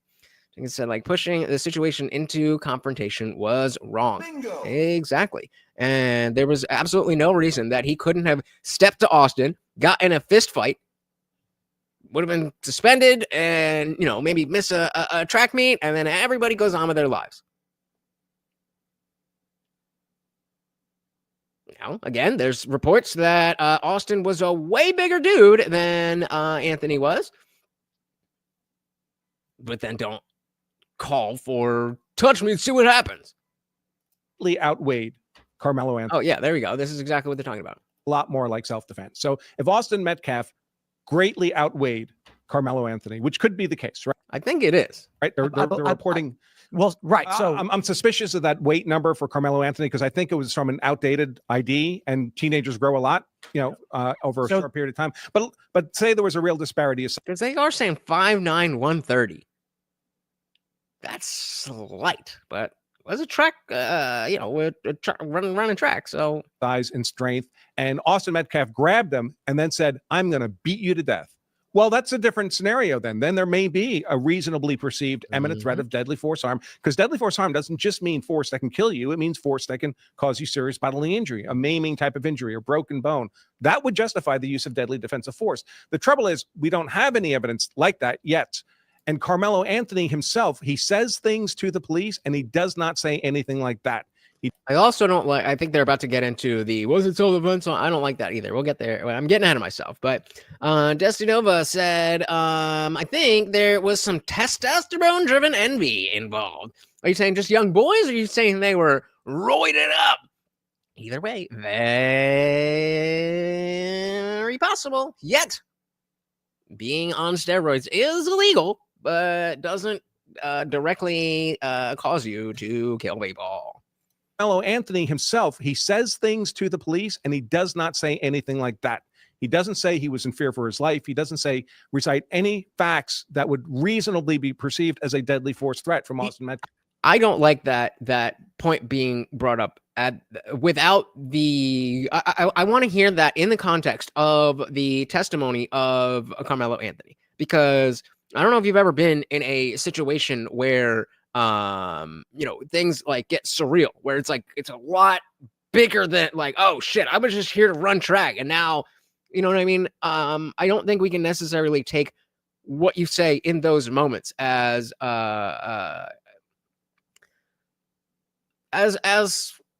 fact. I mean, you're in shock. You're in shock. Whether you're as badass as you want to see, if you stab somebody, that's gonna fuck you up a little bit. It's gonna fuck you up a little bit, at least for a few hours. He definitely had a big neck, but I mean, what does that mean? What does that mean? All right, let's back in. Recite any facts that would reasonably be perceived as a deadly force threat from Austin Metcalf. I think the quote from Officer Eduardo was, he touched me, he grabbed me. The first thing he said was, quote, I was protecting myself. The next thing he said. So that's even to the I'm going to back that up. But the first thing, I was protecting myself. That's a statement. He touched me, he grabbed me. The first thing he said was, quote, I was protecting myself. The next thing he said was, quote, he put his hands on me. The next thing he said was, I'm not alleged, I did it. Mm-hmm. The next thing he says after that is, quote, he put his hands on me, I told him not to. Sounds like this kid grossly overestimated what he was allowed to do in that circumstance. That I agree with. Based on these well, for example, he definitely had a right to defend himself against the contact from Austin Metcalf. Another thing that's being reported is him asking the cop if this is self-defense. And people are saying that right there knocks it out. As if knowing what you're doing is like if you're in the moment of something going on and somebody dies, then I think that's a reasonable question to be like, was that could that be self-defense? Because I didn't want it to go like that. So I don't think it's automatically him asking and not being sure leading to any strengthening of the argument that he meant to do it. I don't buy that. Well, for example, he definitely had a right to defend himself against what? Are you lying? Are you lying? We're gonna look this up. It's the contact from Austin Metcalf. Austin Metcalf was arguably committing simple battery. That's a crime. You can defend yourself against simple battery. You just can't do it with deadly force. So, to the point about the weight you were saying, according to the arrest report, he's 5'9", 130 pounds. That's a BMI of 19.1. I looked up, but I got 19.2. But I got to be honest, 5'9", 130 seems really frail. That does. Unreasonably frail. Very frail. Yeah. Yeah. That's. So I agree. I don't believe that's correct. Yeah. I'm gonna guess that this is not born in 1991. I'm gonna guess from Missouri that this is not the same Metcalf. Fake news! Fake news! I mean, unless you want to find a link or something, but I don't think that's true. Unreasonably frail. Very frail. Yeah. Yeah. That's. So I agree. I don't believe that's correct. Yeah. I 5'9", maybe 140, 150, maybe 150. The arguments I've seen. I mean, we're going to get an autopsy report eventually on Metcalf.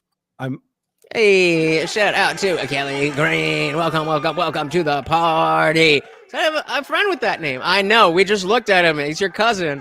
Got him. I joke. Welcome to the party. You ginger sex offenders. Haram. I kid. Welcome to the party. The arguments I've seen. I mean, we're going to get an autopsy report eventually on Metcalf. On Metcalf, right. I believe already the statements were that he had like 30 pounds on him or something. That's what the argument from the left has been, I think. And listen, 30 pounds is a lot. It is. So if you do any kind of combat sports like wrestling or something like that, they separate you into levels by 8-pound gradations, right? So this would be less, 5 pounds, like even less. Yeah. So it can. Well, it's 215 to 265 for heavyweights in the UFC. So not always that small.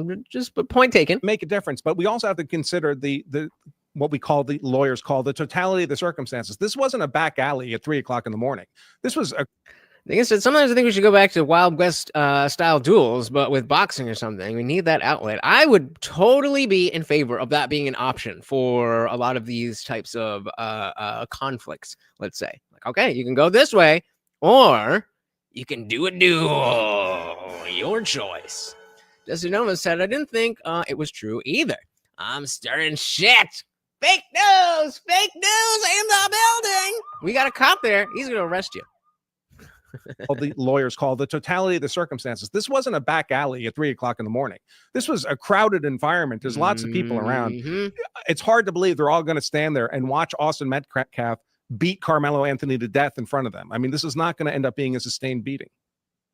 Yeah. Well, I think, Tim, to what you were saying earlier about the right's reaction to this, I think it points to this element that's running through society on both sides. I particularly because I thought that was them, not me. You know, I lean to the right. I'm conservative. That these are some of my values and the campaigns and the support that we had.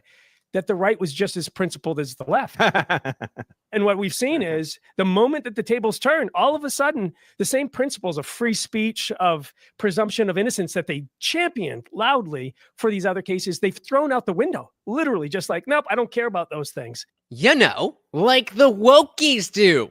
No principles, just positions. It's fascinating to me. And it's just like this narcissism, this pride that's developed within our culture because we do have a phone and we think we have all the information at our fingertips. It's unfortunate. I think it goes to deeper issues within our society, but it's amazing to see it just as strong on the right as it was on the left and is on the left. So actually the left is it's not just me, guys. It's not just me. Arguing, and I do not believe this is correct, that Austin Metcalf was 6'1" and 225 pounds. And that is, I'm going to go ahead and say absolutely false. I've seen nothing to corroborate any of that, but that's the viral claim all over the internet. Newsweek says that his profile lists him as 6 foot. Really? Newsweek is reporting he was 6 foot, big in the picture. He looks like a heavy set kid. Okay. Newsweek says this. Newsweek says Metcalf was listed on the Frisco Memorial High School Huddle. He was listed on Huddle as 6 feet 225. I thought he was 5'9", 160. No, but I thought that was Karmelo. That was 5'9", 160, 130. Newsweek says he was 6 foot 225. Regardless of what's true, certainly the more there is a disparity of size and the weight and power, the more favorable it's going to be for Karmelo Anthony. Yeah. Did you guys know that that's the bigger the white guy, the better for the black guy? Context. What was reported? I did not know this. No. Do you think that plays a role? It plays a role, sure. It's going to. Wait, what? What was reported? Weight and power, the more favorable it's going to be for Karmelo Anthony. Yeah. Did you guys know that that's what was reported? I did not know this. No. Do you think that plays a role? It plays a role, sure. It just said it plays a role. In any way? No. I just don't see it. Again, if this was an alley at 3 o'clock in the morning and there's no bystanders and you're worried about suffering a sustained beating by someone who outweighs you by 50 pounds, yeah, I could imagine that being a realistic threat. Not a track meet surrounded by 500 track meet people with families and fathers and mothers and Yeah, what's the terminology? The totality of circumstances or something like that? Again, they're not going to stand there and watch a beating to the death happen in front of them. I will, but most people won't. If I'm not mistaken, I think there's a bunch of coaches. I mean, there's like 3 videos that they've collected already. Right. Yeah, there's apparently there's more than that. School track meet with high schoolers and their phones. Yeah, probably live streamed it. Yeah. Interesting. Yeah, and they did grab everybody's phone. The police did. That's in the police report. Well, they're definitely. This is what the defense is going to do. Yeah, this is what they have to do. Again, they have to craft an answer to that question. Was our client reasonably perceiving an unlawful imminent threat of death or serious bodily injury? Right. And so while it is on the state to prove that it was murder, it is still incumbent upon the defense to have a narrative that allows the jury to believe that whatever the state presents is not strong enough to convict him. The answer to that has to be yes in some form. Guys, don't forget about our Swogo Puny Me. I need your help. Bulk me up. We could do a bunch of push-ups via Painy because I'm too lazy to do it on my own. And of course, every donation comes with a treat for Morty. Nigga said we'd be on Discord after this live. Bingo. Absolutely. Every Monday, Wednesday, Friday, 8 p.m. Eastern. After we are done here, we are headed over there. And since you asked, we may as well play it again. If you guys are enjoying the show, the party rages on 24/7 over in our Discord. The link is pinned to the top of the chat and is absolutely free to join 24/7. We're in there hanging out, having a great time. And guys, it is absolutely free. However, if you are a member of this channel here on YouTube, you can scroll right below that video and hit that join button. Starts at $2.99. There's a few different tiers, but $2.99 will get you in. It gets you members only live streams here on YouTube, all that other good stuff. But it opens up the full Discord server. So we've got the free chat that is open to anyone. Anybody can join and talk. But as you can see, that is just one of our channels. There's a bunch of different channels here, including our Disciple chat for members only, our Word of the Day watch party, where we're talking about all this stuff. And of course, we have the voice channel here, where we are hanging out at this moment. Shout out to everybody in the Discord server. Say hello and tell them to come and join. Hello, come and join. There you go, guys. Simple as that. See you there. See you there. Every single Monday, Wednesday, Friday. Destinova said, can you imagine your twin brother bleeding out in your arms and nothing you can do for no reason? No, I can't. And I hope I never have to see that because I don't think that would be very much fun at all. Death by seating arrangement. What are you talking about? An unlawful imminent threat of death or serious bodily injury. The answer to that has to be yes in some form. So they have to take the evidence and they have to, like Lego blocks, and they have to build it into a narrative of innocence consistent with self-defense. I will point out, it's not their job to prove self-defense. It's the job of the prosecution to disprove self-defense beyond any reasonable doubt. So the defense... Is it obvious when I've already seen the thing? Because again, I don't remember the order of when they say things, but it seems like, oh, I said a thing and then they said a thing. Usually I'd be like, oh, I told you, but I watched it already or I listened already. This doesn't have to show to the jury, hey, we have 80% evidence it was self-defense or even 50% or even 30%. They just have to say, listen, there's a reasonable doubt this could have been self-defense, and that's supposed to be an acquittal. Yep. Having just learned that, again, what I had read before was that he was 5'9", 160. And I was like, oh, he's a high school athlete, so he's got some muscle on him, and this kid's not, or whatever. 6 foot. I'm imagining a scenario where he's sitting under a tent. This big guy comes up, and he thinks he's going to be justified in the event dude tries to touch him to use lethal force because of the disparity in size. And he could be right. If there's a sufficient disparity of size. What I mean to say is, hey, shout out to the Dingus Nose with the $2 make you holla. Thank you so very, very much. And Morty gets a treat with a little bit of fat on it there. Oh, yummy. Thank you so very, very much, sir. Said supporting this channel is good for the future. I could not agree with you more. Thank you so very, very much, guys. We got about 20 minutes left on that swole goal. 7 more like this, and I'm on the floor. Thank you so very, very much, sir. in size. And he could be right. If there's a sufficient disparity of size. What I mean to say is, I could be totally wrong. So I'm just saying, in my mind, what I see is Anthony sitting there. And when Zippy, you forgot to remind me. My bad. I forgot to add Zippy to the co-sponsor spot. My apologies. Lots of love. He sees this big dude come up to him. He's thinking, if this guy tries to fight me, I'll be allowed to use a knife. He was thinking, like, I'm not going to, because I think this is a good point here. There's a sufficient disparity of size. What I mean to say is, I could be totally wrong on this. I'm just saying, in my mind, what I see is Anthony sitting there. And when he sees this big dude come up to him, he's thinking, if this guy tries to fight me, I'll be allowed to use a knife. He was thinking, like, I'm not going to try and run away. I'm not going to de-escalate. This guy can't touch me because I can do what I want. It's certainly possible Karmelo Anthony believes that what he did was lawful self-defense. I'm not saying that I think he thought his mind was doing self-defense. I think he thought the perception of it. Oh, how other people would perceive it. Right. Like I think I can get away with this. I still think that is giving too much credit to somebody who is in the moment and that they're planning all of this out. Now, if it was the case that the reason that Karmelo brought the knife was specifically for Austin or someone else, and that was the reason it was brought, then that changes things. But we need some evidence of that. Self-defense. I think he thought the perception of it. Oh, how other people would perceive it. Right. Like, I don't have to get up. This big dude can't push me around. I'm allowed to use a knife because he's so big. And then everyone else will agree that was lawful self-defense. He might have been thinking. I believe. I don't think so. I think that's a lot to permeate through in a very short period of time. And I mean, I don't even know the timeline, but it couldn't have been more than a minute or two. As I think the outrage disguises the anguish of a bad decision, failure of humanity. Well said. Well said. I think you're absolutely right. I think, we should be able to look at this and say that number one, it was a teenager who made a bad decision. Number two, that bad decision had real fucking consequences. So unfortunately, it can't just be a whoopsie and we move on. But it doesn't seem like it was somebody looking to go and cause trouble until they were in the last minute, which is, understandable, an understandable state of mind, not an understandable action.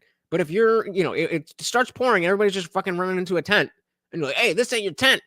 And especially if you're already brainwashed to believe, oh, these white boys don't want me here because I'm black, then, that could bring up emotions that would cause a bad decision. Now, bad decisions need to have consequences, but bad decisions are different than I don't know, just overall being a bad person. And I think you're spot on, Ty. So he said, the world cannot touch me. I'm black and I have affluenza. That's what it feels like. I think that's too Monday morning quarterback. Hindsight is 2020. I mean, you guys know, most of you guys know better than me what it would be like to be in a high risk situation. You had to defend yourself with your weapons before or whatever.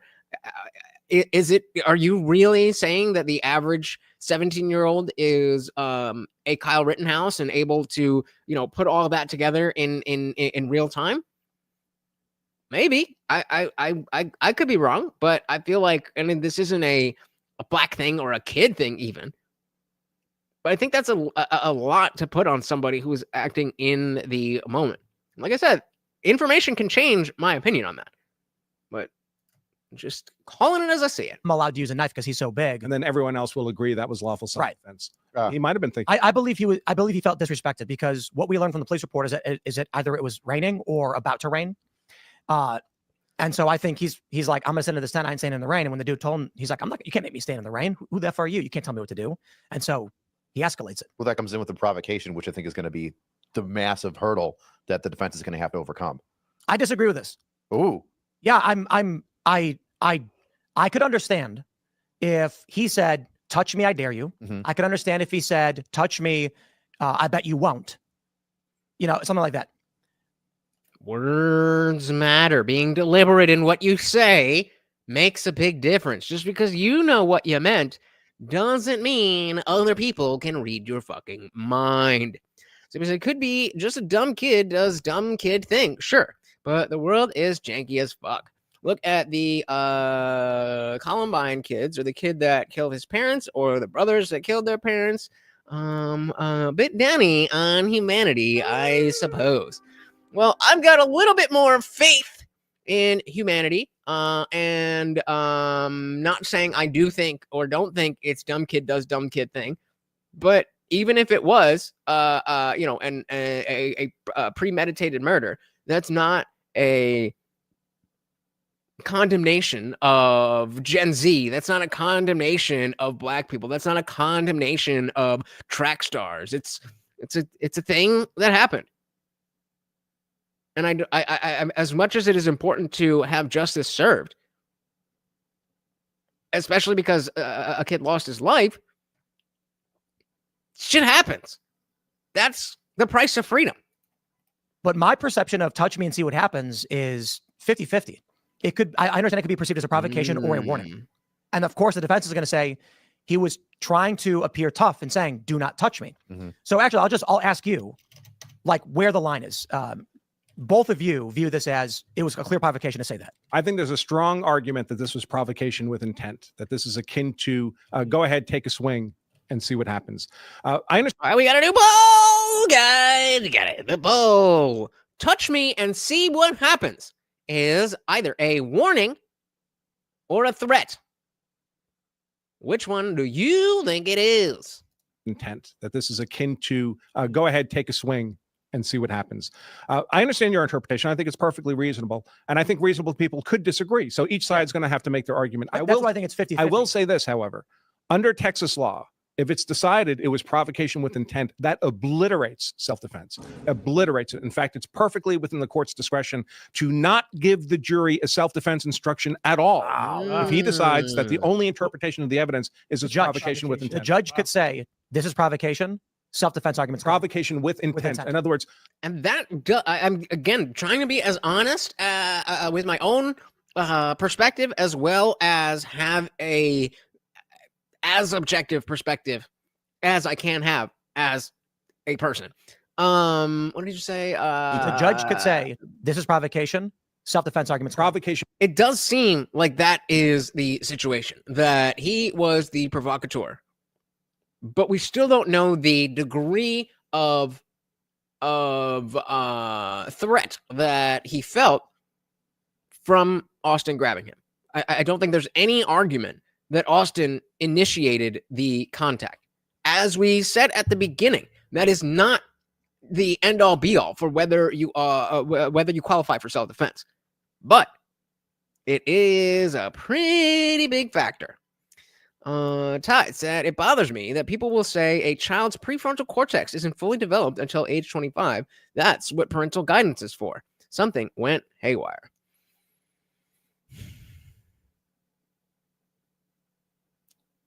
I mean, what exactly do you mean, though? Because we saw what the parents are like.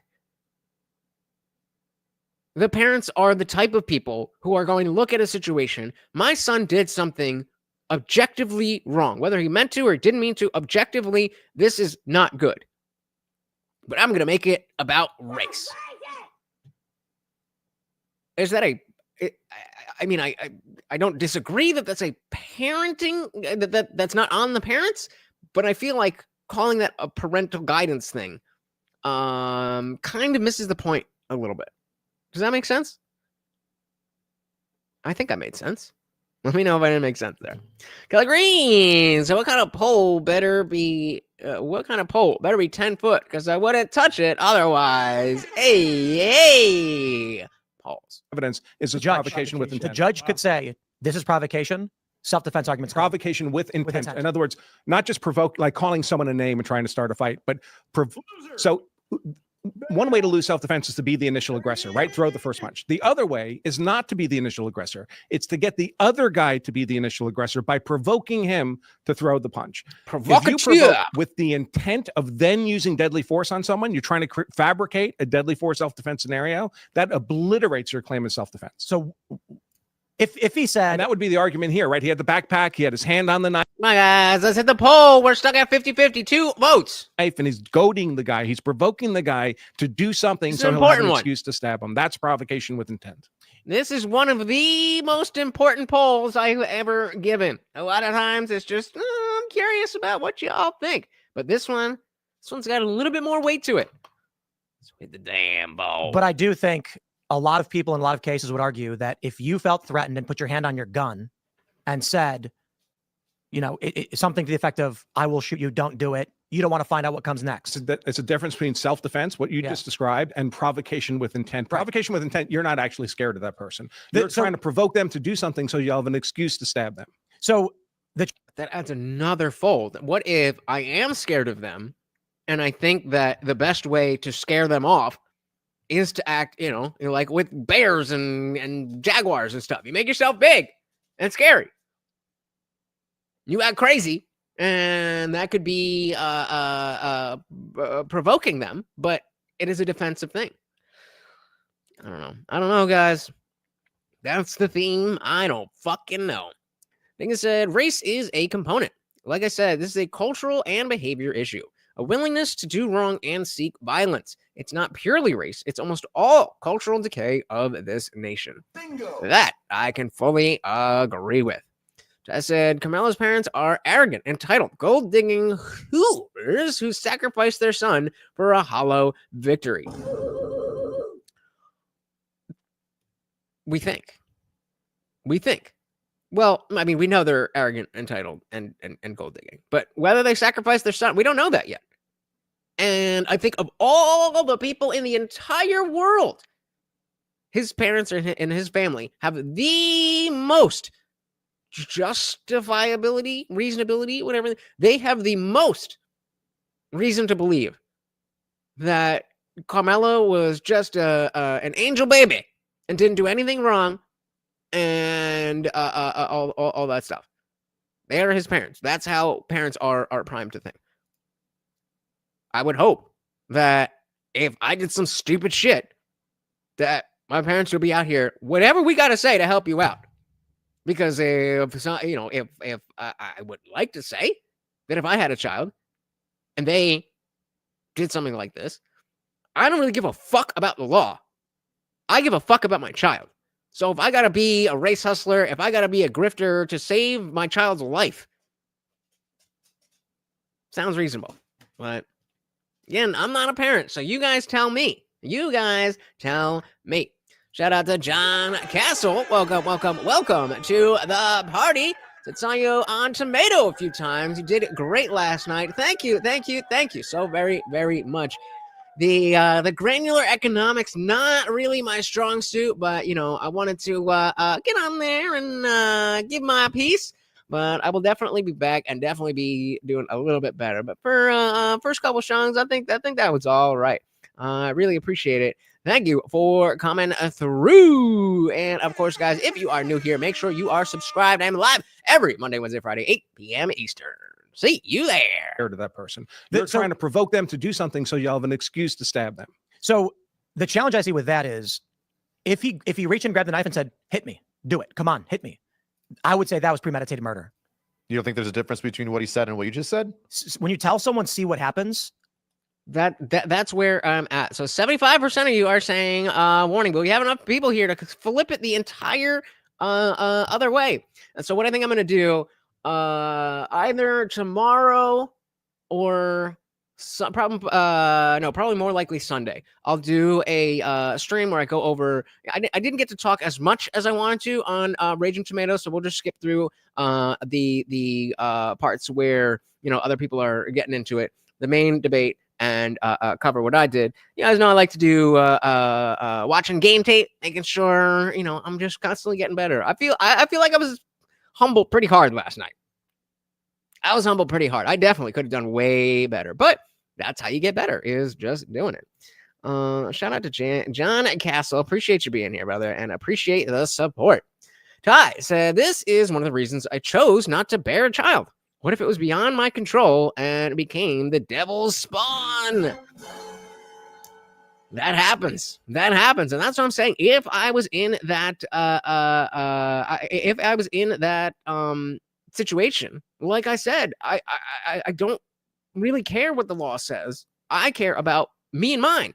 And when it comes to children specifically, that's my child. Appreciate it. There you go. Shout out to John. Good man. You don't think there's a difference between what he said and what you Okay, so let's go back to what he actually said. right? So the challenge I see with that is if he reached and grabbed the knife and said, hit me, do it, come on, hit me. So now you're telling somebody, hit me, when you're holding a knife. That's clear provocation. I would say that was premeditated murder. Yes. You don't think there's a difference between what he said and what you just said? And 75% of you do think there's a big difference between touch me and see what happens and hit me. And I agree with you. When you tell someone, see what happens, the reason I do that is to threaten them not to do it. I don't, if I want someone. In my mind, I would be saying, don't touch me or see what happens. Not. Yeah, but you're white. I think it's totally fair to say in the same way we were saying that the statements that Karmelo made to the cop shouldn't be taken as, clear fact of his understanding of the situation, because he would be in shock. He would be in the moment. For the same reason, I don't think we can, again, Monday morning quarterback. Well, then you should have said, don't touch me and see what happens. That's if the argument is that is what he meant. The argument is that is what he meant. And so are we saying that giving a warning of stay away from me, don't touch me, or see what happens? And for all we know, these are Zoomers. They don't speak English. They can barely read English. Maybe he did say, don't touch me, see what happens. But the tone is, don't touch me, see what happens. Are you sure that's not what was said? Are you sure you're sure? Just saying. Just saying. Nick said, I have children. Raise them right, and you don't get devil spawned. Not murder unless they're a psychopath from birth or at some juncture. And I think that's what Ty was asking about. I think we all can agree that, yes, if you raise your children right, theoretically, they shouldn't be devil spawned and murdering people. But shit happens. Shit happens. Just kids these days. It's the video games. All right, boomer. All right. Well, I don't even like video games, but let's ease up on the children. Let's ease up on the kids. If I want someone in my mind, I would be saying, don't touch me or see what happens. Not touch me and see what happens. Yeah. I feel like Like an invite. touch me and see what happens is what if he said, if you touch me, I'll stab you. There you go. That's again in the same era. Hey, shout out to Garrett Grand. Welcome to the party. Very good to see you, sir. Welcome. Diggy said, touch me and see what happens is the first step in escalation of the force ladder. I mean, that's the question. 80% of the chat disagrees. 80% of you said that it's a warning and not a threat. And if it's a warning, then it can't be escalation. So he said the films and TV shows are bad. They want a live prison real adventure. What is it? Trump sending cameras down to El Salvador? As much as I don't like that, I definitely would watch that. Like an invite. Touch me and see what happens is what if he said, if you touch me, I'll stab you. Okay, but Karmelo Anthony, as far as I understand, didn't even do ROTC. We're just talking about a kid. So if the military is saying, touch me and see what happens, okay, that's a different situation. The totality of circumstances. And see what happens is, what if he said, if you touch me, I'll stab you? I still think that's different than telling someone. I know. I'm asking, like, let's say he clarified his intention. He said, if you put a hand on me, I will stab you. To me, that's just a defensive statement. I'm prepared to. So the lawyer here is saying that is a defensive statement. And so you then have to argue that there's a meaningful difference in the way that he said, touch me and see what happens. That the meaning behind it, beyond a reasonable doubt, was in fact a provocation. I don't know. Most of you here are for giving him at least 25 years. Some of you are for the death penalty, yet 2/3 of you are saying it sounds like a warning. It's not that simple. Not that simple. Intention. He said, if you put a hand on me, I will stab you. To me, that's just a defensive statement. I'm prepared to defend myself. If you do this thing, if you cross this line, I'm prepared to use defensive force. What does? Yeah, John, earlier we were talking about the penalty because they were asking the penalty, and the options were death penalty, life, 25 to life, or less than 25 years. And shout out to Think Us Know, who said, what about 25 years or less than 25 years with extreme reformation? And it sounds like you're talking about the same kind of thing where the goal is to make a better person, not just wag a finger and punish. Because we all know, whether we believe that this kid should be in jail or not, we can all agree that jail, prison, does not make someone a better person. Very, very, very rarely is that the case. Prepared to defend myself. If you do this thing, if you cross this line, I'm prepared to use defensive force. When you say see what happens, what is the expectation of what will happen? There's going to be a defensive use of force consequence. So why would you argue that doesn't qualify for it? Exactly. If you're saying, touch me and see what happens, the what happens is a defensive maneuver, then why is touch me and see what happens not a defensive statement? I know, sense. There's going to be a defensive use of force consequence. So why would you argue that doesn't qualify for it? Great argument, Tim. We're getting back to the self-defense. Oh my God. Did Tim 40 chess all of us? All of us? This is the big question. Why stab rather than punch? This is the big question. And you definitely have to, when we talk about the warning versus provocation, a lot of that stuff goes out the window because of what we were saying before about it's not in an alley where if somebody grabs you, then depending on the circumstances, you may or may not be justified in using lethal force. And so that is what's going to be played out in court. Just 5 years at most. You won't even understand what he did for 5 years or more. I feel like that's being too soft. I think at 17 years old, you know, at 17 years old, where there's been murders at the school, I think you kind of get it. I think that's infantilizing a little bit more than I'm comfortable with. And I am for raising the age of adulthood in all areas to 25. Military, guns, alcohol, R-rated movies, driving, all of that shit. Can't do any of it until you're 25. You look at the 18-year-olds of 1930 and the 18-year-olds, we'll say 1925 and 2025, not the same brain. Not the same brain. That being said, I think you know what murder is. Thing is, there is, because there's a threat of force simply for a touch. He didn't say hit me and see what happens. Or rather, he said touch me and see what happens. Okay. Fair argument. And yeah, again, being brought up that, you know, it's not in an alley. It is at a sports event with high schoolers and families and stuff. 21. I would be okay with that. But I remember being 21, man. And I'm a millennial. The Zoomers and Gen Alpha, they literally don't know how to spell. They literally don't know how to write things.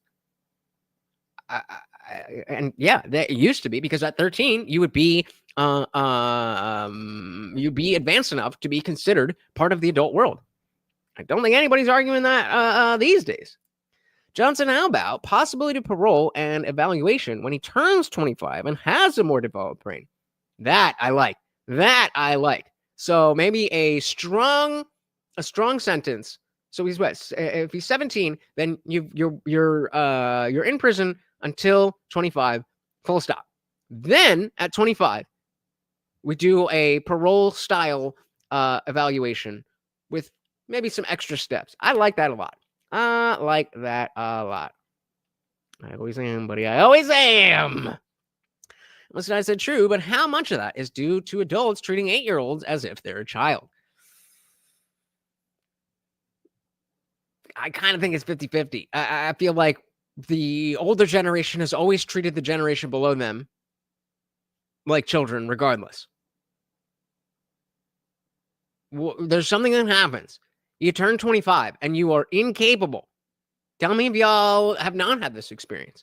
But you turn 25 and your ability to have a discussion with somebody under the age of 25 and not make it about the age difference just goes away. It's impossible. I don't know why.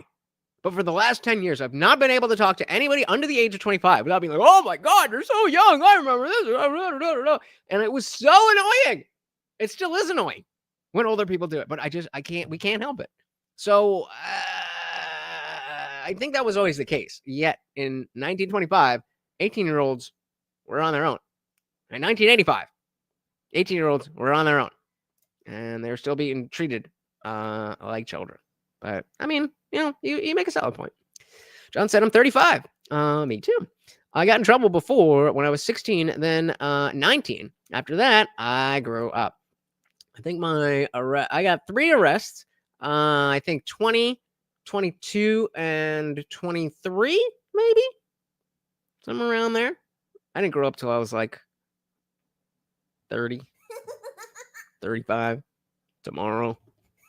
Amy said that's what happened here. A rich black girl stabbed a white girl multiple times, and her charges were dropped to aggravated assault. And that's pretty common. That's pretty common. Because we have absolutely infantilized humans into their adult years. I agree with you, but like we can say, like, fine, let's take all the blame. Gen X and millennials take all the blame for all the issues with infantilized Zoomers and Alpha. That doesn't change the fact that they are not capable of thinking the way that Gen X thought at 18. I'll take the blame for it, or part of the blame as the generation, but that doesn't change the fact that these kids are fucking retarded. Dingus said, I'm 1984. I had to be an adult most of my teens plus. Exactly. That's what I'm saying. That's what I'm saying. Why would we expect, for whatever reason, if this is it, fine, but for whatever reason, would we ever expect someone to be married and in the military, and if not, be like, what are you doing with your life? Most millennials live with their parents up till almost 30, if not beyond that. I'm not saying it's the cause, it's a contributing factor. Fair enough. Indeed it was. Indeed it was. I was there for 31 days, and those 31 days were the best days of 1981. It's just facts. That's when I hit puberty. I went out and got a job with a drill. This was the 80s. Times were hard. That's what I'm saying, guys. We are no longer in the 80s. We are no longer in the 30s. We are in the 2020s, and it's a different world. There's going to be a defensive use of force consequence. So why would you argue that doesn't qualify for that? Because in one case, you're telling the person not to do the aggressive act, and in the other case, you're telling the person to do the aggressive act. I certainly understand. But still, grammatically, touch me and see what happens doesn't not mean don't touch me or else you will see what happens. Grammatically, that still means that. The way you're saying it, my view is largely just there's a lot of people in this country who are going to say that's not a threat, that's a warning. Like I feel like if you went to Times Square, that's how the defense will characterize. If you go to Times Square and you walk around and ask people, you're going to find 50-50. They're going to be. Okay, a little side quest about spanking. I don't think it's necessarily abuse. I just think it's far from the best way to deal with children. So, again, non-parent, so I'll say that with that caveat. But doesn't seem that it is as necessary as some parents like to make it seem. And John is asking about the puppy. This is Morty, aka the Overlord, and our co-host. And of course, every donation gets a treat for Morty. There's a freebie. Let's get one more. Actually, we are just past the 2-hour mark, guys. So if you would like to keep the party raging, you know how to do it. Be like, you're warning them, and the other side are going to be like, you're provoking them. It'll be a mixed reaction. Right. That's why I'm saying I don't see it as so clear as to call it immediate provocation. Like obviously, most people here disagree with you. He should not have said that because that's a tough guy statement. Right. I understand. And I'm not saying you're wrong. I think reasonable people can disagree on that point. I just wanted to point out that if someone does conclude it was provocation with intent, there is no self-defense here. That'll be interesting. Mm-hmm. The video evidence, I think, is where it gets really interesting. What I think puts them in a weak position in terms of public opinion is if the video evidence showed what the family claims it did, or they'd be like, show the fucking video, please show the video. What happened the way the family claims it did. Which family? The Anthony family. Okay. They would be in every press conference saying, release the footage. Coming from my experience with all the BLM stuff and all the riots, if they genuinely believed that this would show a bully attacking their son, they would say, you all know what happened, release the footage. The Karmelo family. Yes. Well, they haven't seen the video either, almost certainly. Okay. But they either saw what happened or they talked to their son who was holding the blade. And I'm assuming a lawyer. Happened, release the footage. The Karmelo family. Yes. Well, they haven't seen. We all need to see it. And they were saying this before, that there's got to be millions of videos. There's got to be a video of everyone in the vicinity. What Zoomer sees a fight and doesn't immediately do that? who said doesn't matter that much. I disagree that doesn't matter that much, but I think the intensity of Austin matters a lot as well. I think that's fair. And then again, I disagree. It's very weird that the 2A people are saying just by having a weapon, that's intent to kill. What? No, it's not. No, it's not. In the video either, almost certainly. So my point is, They would have talked to their son. Unless you can give me an argument as to why it's okay for you to have why it's okay for you to be armed and that not be intent, and him to be armed and it not be intent. I'm open, but seems like same. Hello, family. yes. Well, they haven't seen the video either, almost certainly. So my point is, They would have talked to their son. yes. Who was a witness, considering that he's the guy who did the act. I understand the legal ramifications of releasing evidence beforehand. And I understand that there are circumstances where what's seen could be interpreted as positive or negative, Yeah. or it could be viewed as largely positive or largely negative. I mean, the trouble is it could be ambiguous, right? We don't know what the video is going to show. There are some fights. Well, and that's a great point. So if the video is ambiguous, then the words become a lot more important. But if the video is very clean, very clear that like Austin was gigantic and Austin did something that would give a reasonable expectation of bodily harm, then we're talking about self-defense. And I think just because Karmelo Anthony asked the cop if it was self-defense, I don't think that means anything. Not you mean, Jafeel? Because I don't feel the same way if it was a firearm. It's on a schoolyard. Still disagree. So you think there should be no firearms at schools?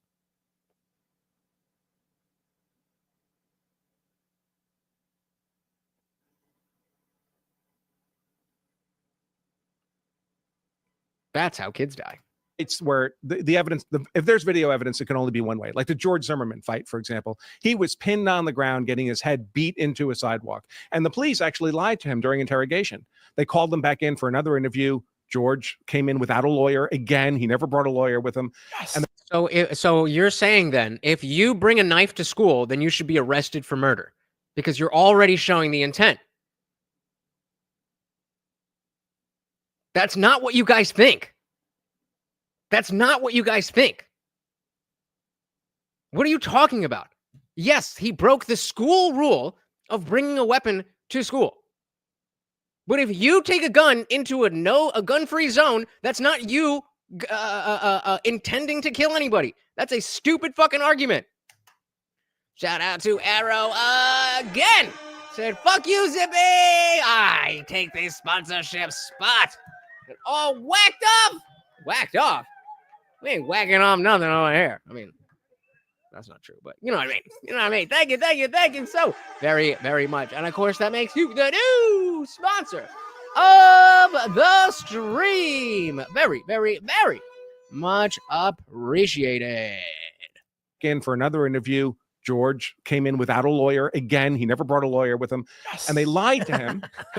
And they said, George, we have a big problem with your claim of self-defense. And he said, Talking about George Zimmerman, in case you missed it. what do you mean? And said, well, we found video of it. And you know what George said? He said, thank God.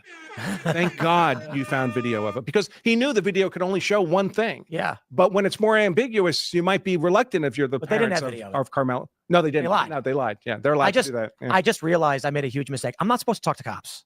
I was instructed reasonably by my lawyer, Okay, fine. I agree with that. But what I'm saying is that being a student doesn't change the intention of carrying a weapon.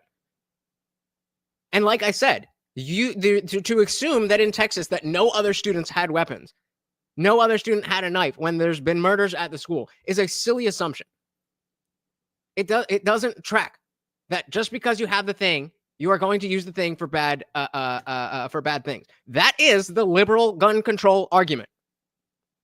That is the liberal gun control argument. So if you are for gun control, then I guess your shit makes sense. If not, then you are inconsistent in your principles. I just realized I made a huge mistake. I'm not supposed to talk to cops. Because you definitely wouldn't talk about way back when I was in school. We had buck knives and shotguns in our trucks, and nobody ever did anything, right? But just having it there is intent.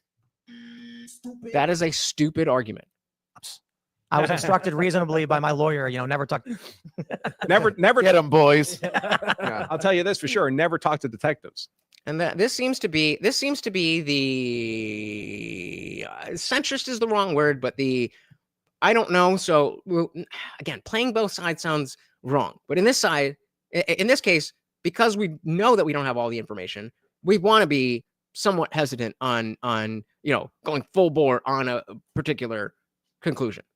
And so John's saying I'm way more on the self-defense side, but it seems like unreasonable force. It's tricky without seeing what happened. And that is the degree of force is really the whole story. Because again, if they were just to have a fist fight, then we wouldn't know about this. It would have been maybe reached the local news. Fun-loving criminals. Yeah, I mean, if it does seem like there was this choice and he actively chose the latter, in which case it would be provocation. And so the criminal act makes it possible intent.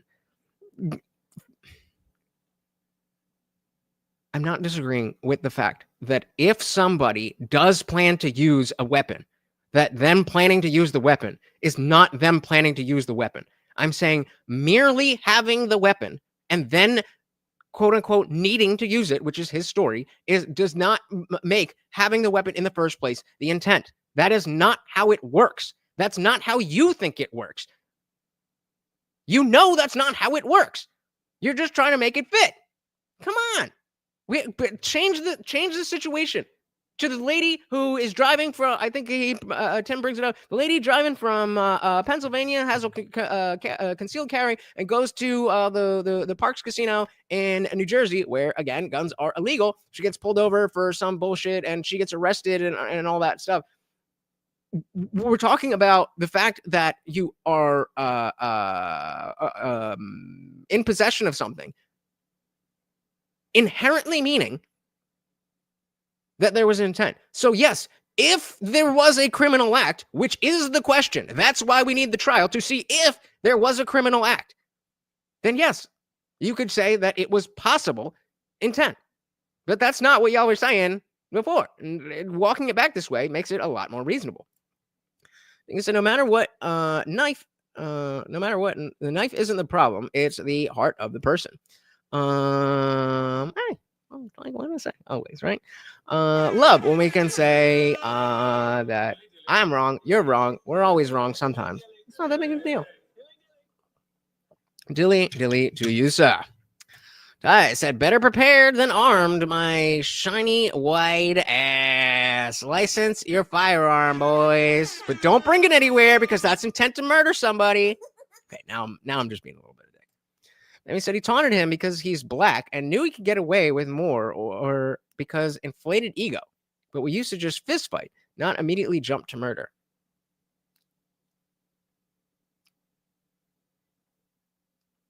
So you're saying Austin Metcalf taunted Karmelo because he thought he could get away with it.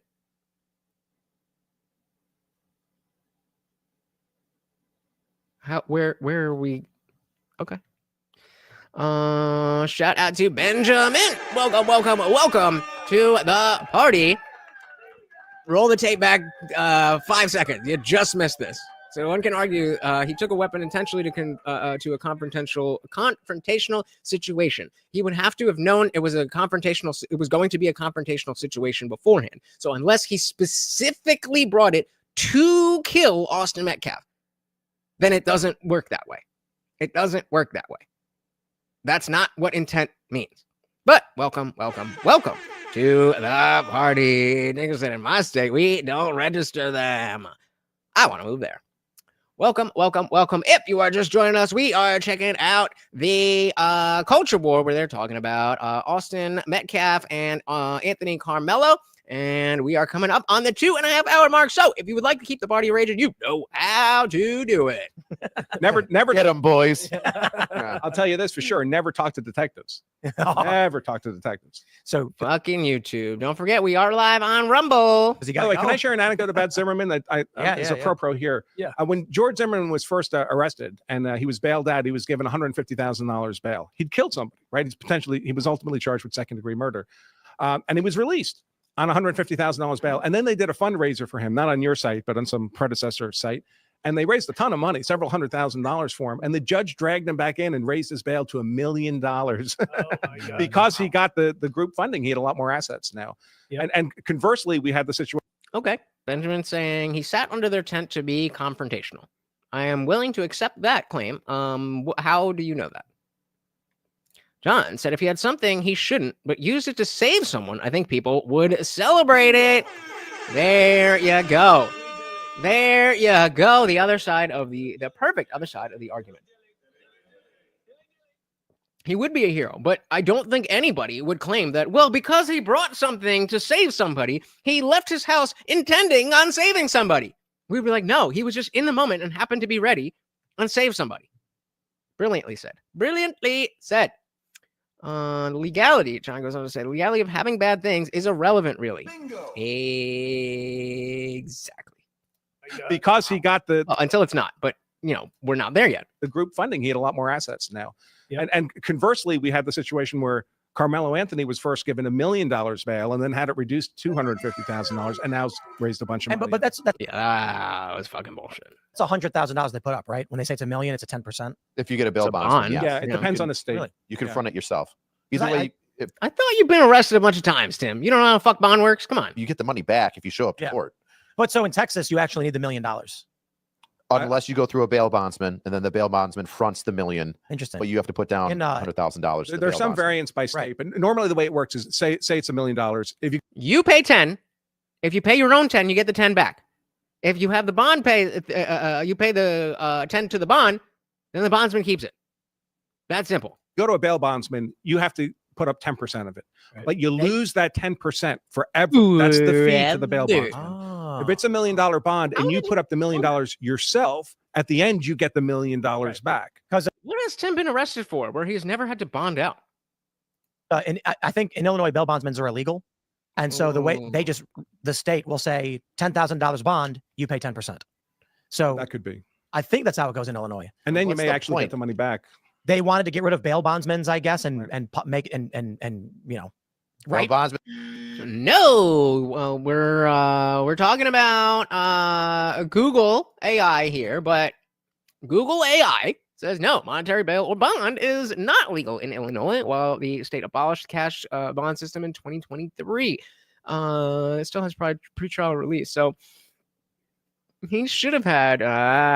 Glad you caught that one. He should understand how bond works. That's a little sus. That's a little sus. I don't know anybody ever who has been ever arrested ever who doesn't understand how bond works. Just saying. Just saying. They wanted to get rid of bail bondsmen, I guess, and make and Bail Right. bondsmen are the trouble, not the guys committing the crime. Right, like, what? Awesome. that's why I never Logical. understood. I'm like, why would you call it 10,000 but then ask me for 1,000? Like that's the weirdest thing. Liberal logic. I got I bond in Illinois. So I got arrested for driving on a suspended license, and that means I was pulled over, arrested, handed a piece of paper, and then told to get a ride home. An appearance ticket.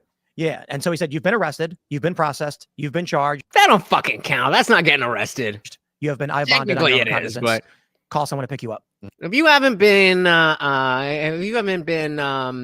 processed, then you haven't been arrested. You've been detained. And so it's I like don't care what they call they it. basically did the whole police department process, but then didn't take me. Although I do think, as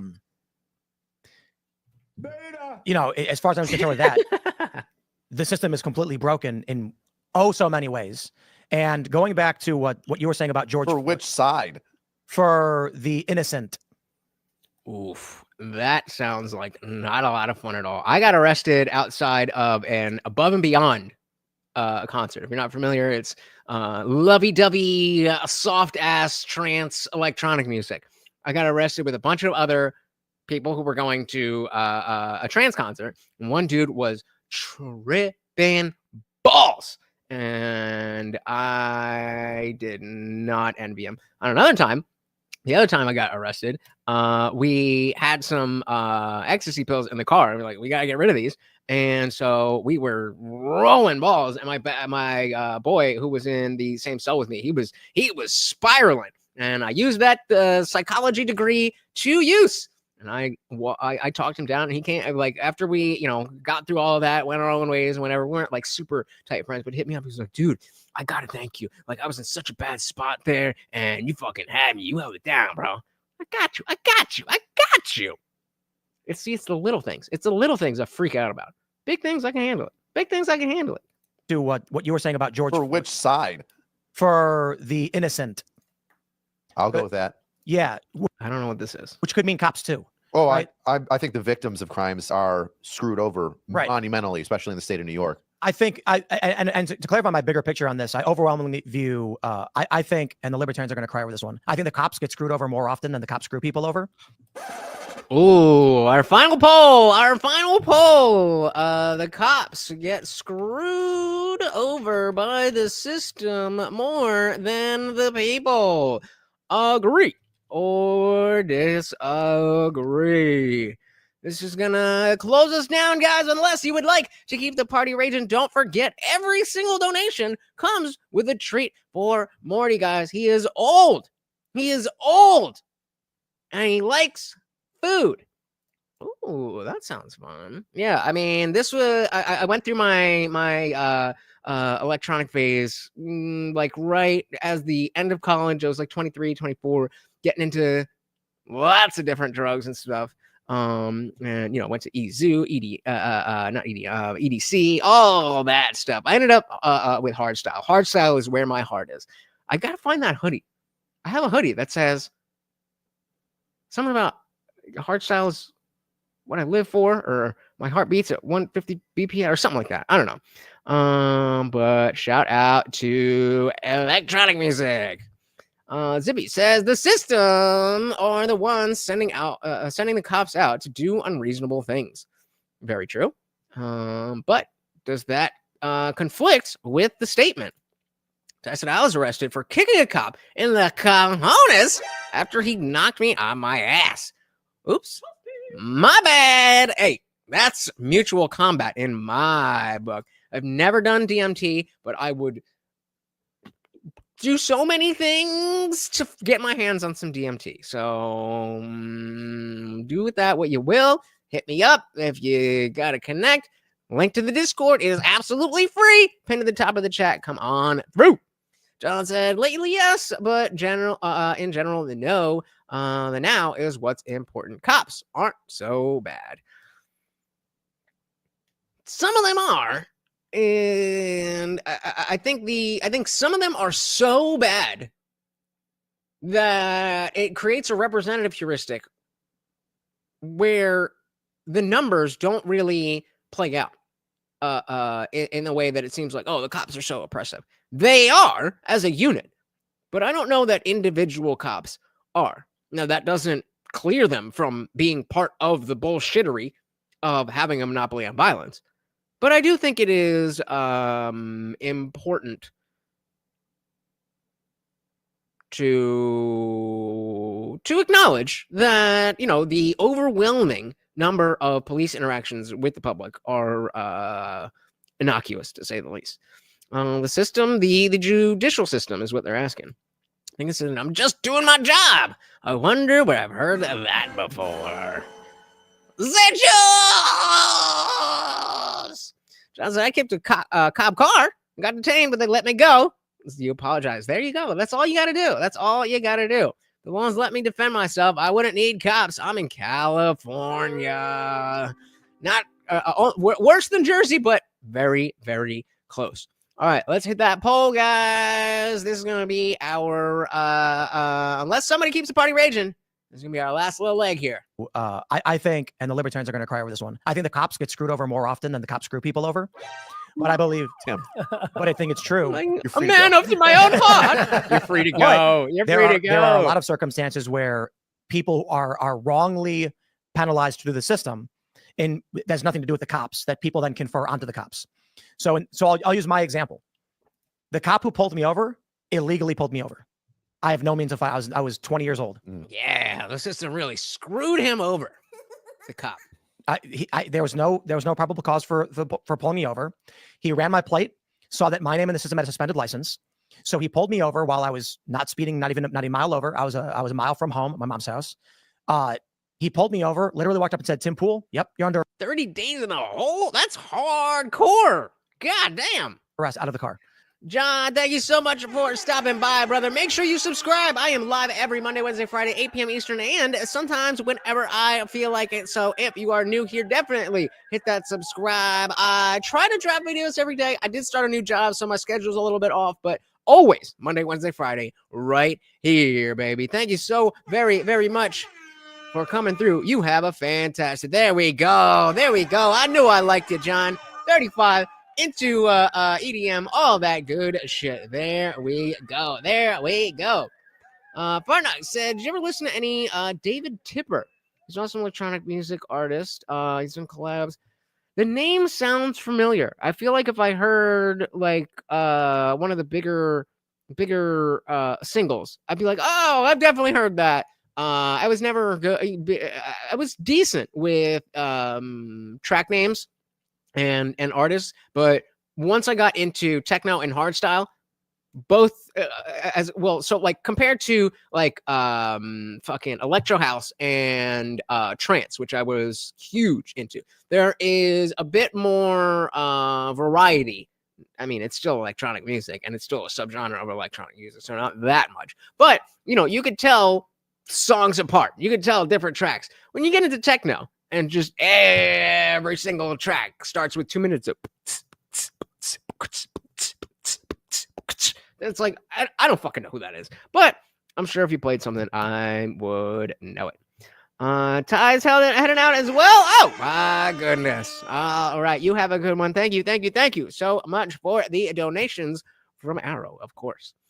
So he said the cops are sent out more to gather revenue than to deal with lawbreakers. Bingo. And that can be true. And it is true.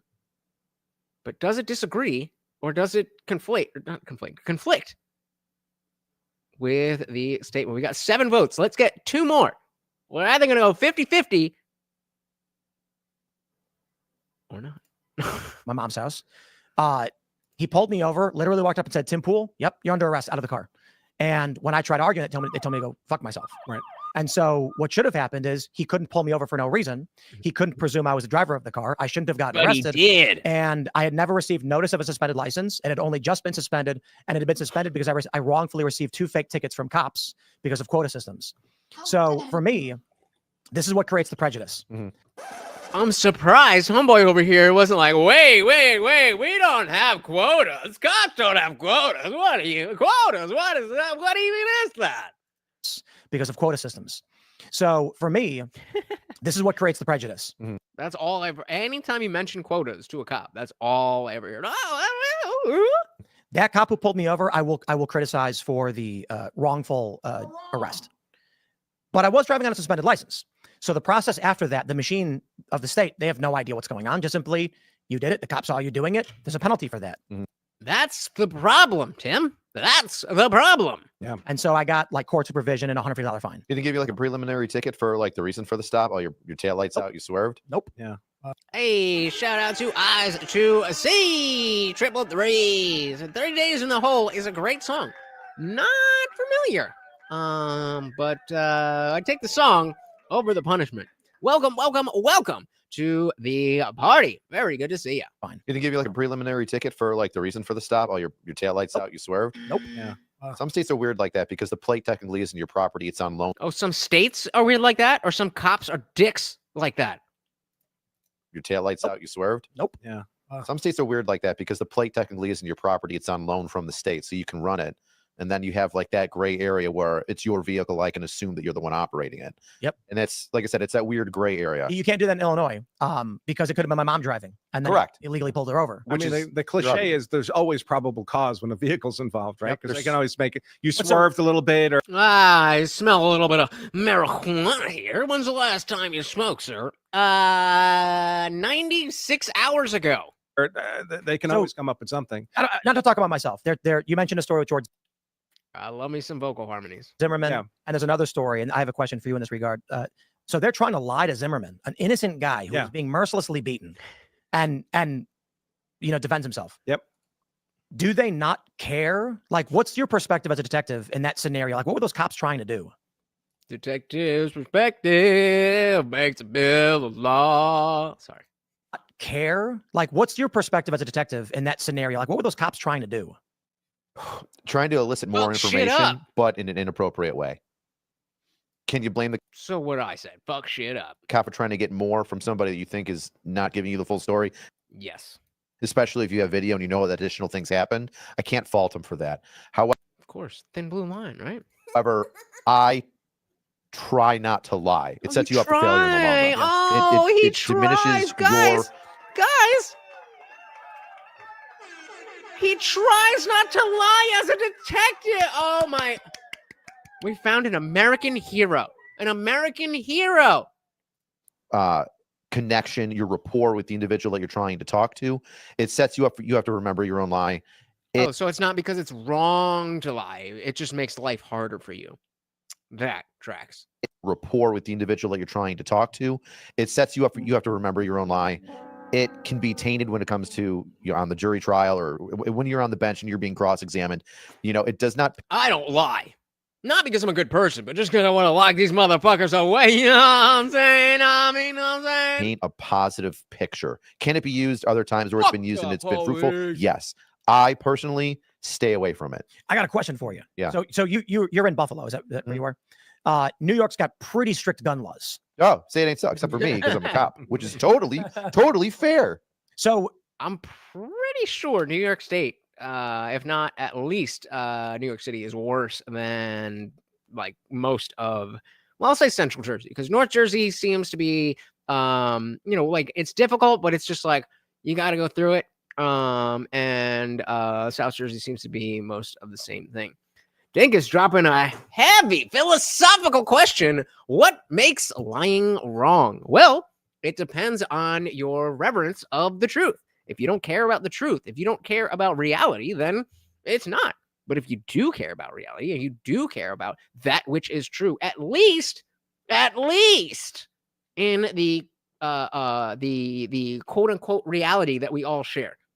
Because we can all you can break that down all the way to, oh, you guys are I'm just bringing it back. You guys are projects of my imagination, projections of my blah, blah, blah, you know what I mean. But assuming we do all live in a shared world where you are real people who are on your computer or your phone or your Xbox or whatever watching this show, and that is a room of people who really were there. Assuming that, then lying is an affront to the truth. So I personally believe that the truth and reality and truth and the best understanding of reality is an inherent good. So lying takes us away from that. Is it morally or fundamentally wrong? I was morally wrong. I don't think it's What do you mean by fundamentally wrong? I don't know what that means. Or yeah, I get what you mean if you're saying it's morally wrong. What can you give me an example of something that is morally wrong but not fundamentally wrong, or vice versa, or something that is morally wrong or not wrong, that is socially wrong or not wrong?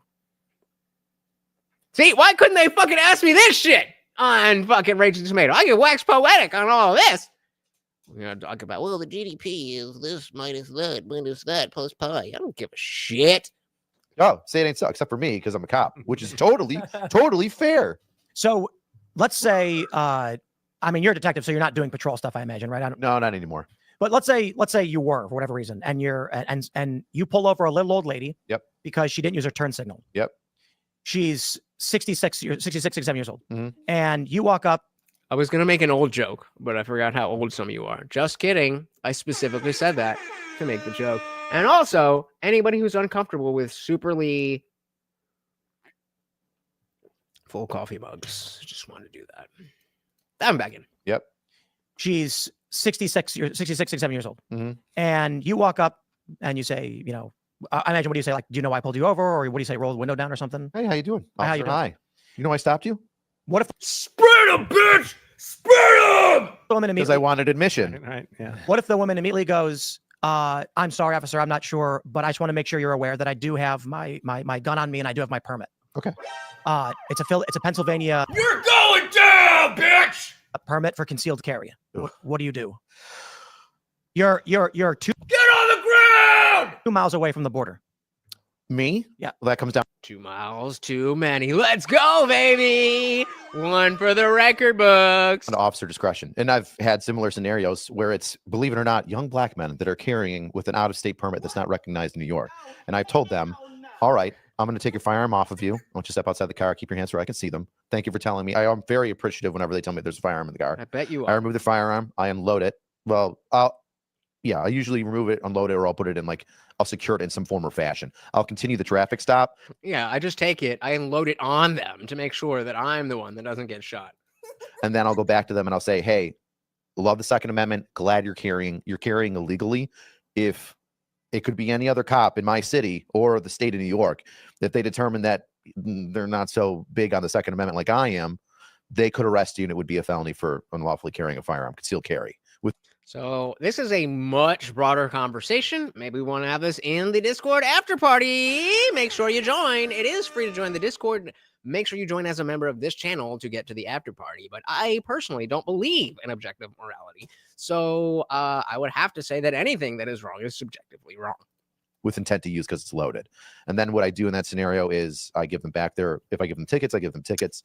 But when I return their firearm to them, I have them stay either on their front bumper or their back bumper, and I put their firearm unloaded, magazine unloaded as well. So even if you wanted to try and shoot me in a sneak attack, you'd have to load the magazine or put one bullet in, in the slot and then, or in the barrel, and then pop one round off at me. And then I go about my business. Do you tell them this is New York State law and educate them? Leave now. Yeah. So the reason I bring that up is because there's this famous story in Jersey where a 60-some-odd-year-old woman was going to Atlantic City. And in PA, she's got a concealed carry permit and she had a revolver of some kind. Yeah. She gets pulled over for some minor infraction. And then first thing she says was, I just want to make sure you're aware I do have my gun on me and my concealed carry permit. He arrested her and she got charged with a felony and she was facing 4 years in prison. A young nurse, actually. I believe it was. Just a couple miles over the border into New Jersey. And what's the point of those arrests? What's the point? We're all supposed to be mindless robots and there's no gray area when it comes to the law. We've got to screw over the 60-year-old woman or the person with the job.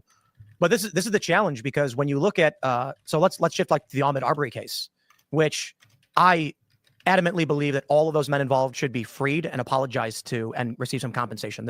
Travis and Gregory McMichael, as well as William Roddy Bryan. What was the point of everything they did? If you look at the big picture on the Ahmaud Arbery case, for those that are not familiar, it's where the left claimed a guy was jogging and was lynched. All right, guys. This sound, that is me joining the after party. So if anybody is like, oh, I don't like being the first one, go in there. If nobody's there, I've got work to do. I got to clip this stream up that we're doing right now. And I got a new job that starts, well, it doesn't start tomorrow. I thought it started tomorrow, but I still have work tomorrow. Anyway, point is, I got shit to do. I love hanging out with you guys, but I cannot sit around and wait. So just be there. That's all I ask. The real story is, and feel free to add more details, Sure. but a guy who was a suspect in felony burglary was pursued and got into a fight with his pursuants. And one of them, during a scuffle over a shotgun, shot him, I believe, twice with a shotgun. And all three, one guy, so it's the McMichaels and Bryan. The Bryan guy wasn't with the McMichaels and was filming. And the McMichaels flanked in front of him and were staying outside the truck waiting for him.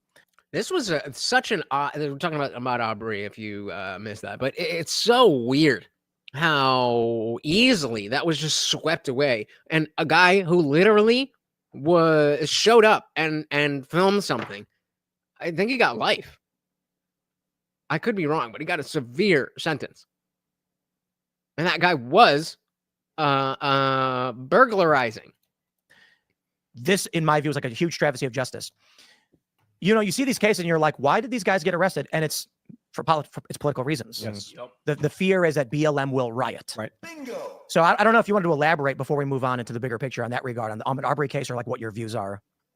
Very much the same. What went wrong there in that case, that was the miscarriage of justice, was Georgia had a very generous citizens arrest law. It was a very old citizens arrest law. It was passed right after the Civil War, had never been updated, had never been changed, but it allowed for the pursuit of someone you reasonably believed had just committed a felony, which they had reason to believe. They saw Arbery come out of this house. There was, by the way, surveillance video, security cameras inside the house, which was under construction at the time, of someone who looked exactly like Arbery wandering around inside the house at night, and under occasions, property had been stolen before. Which, real quick, burglary does not require theft. Correct.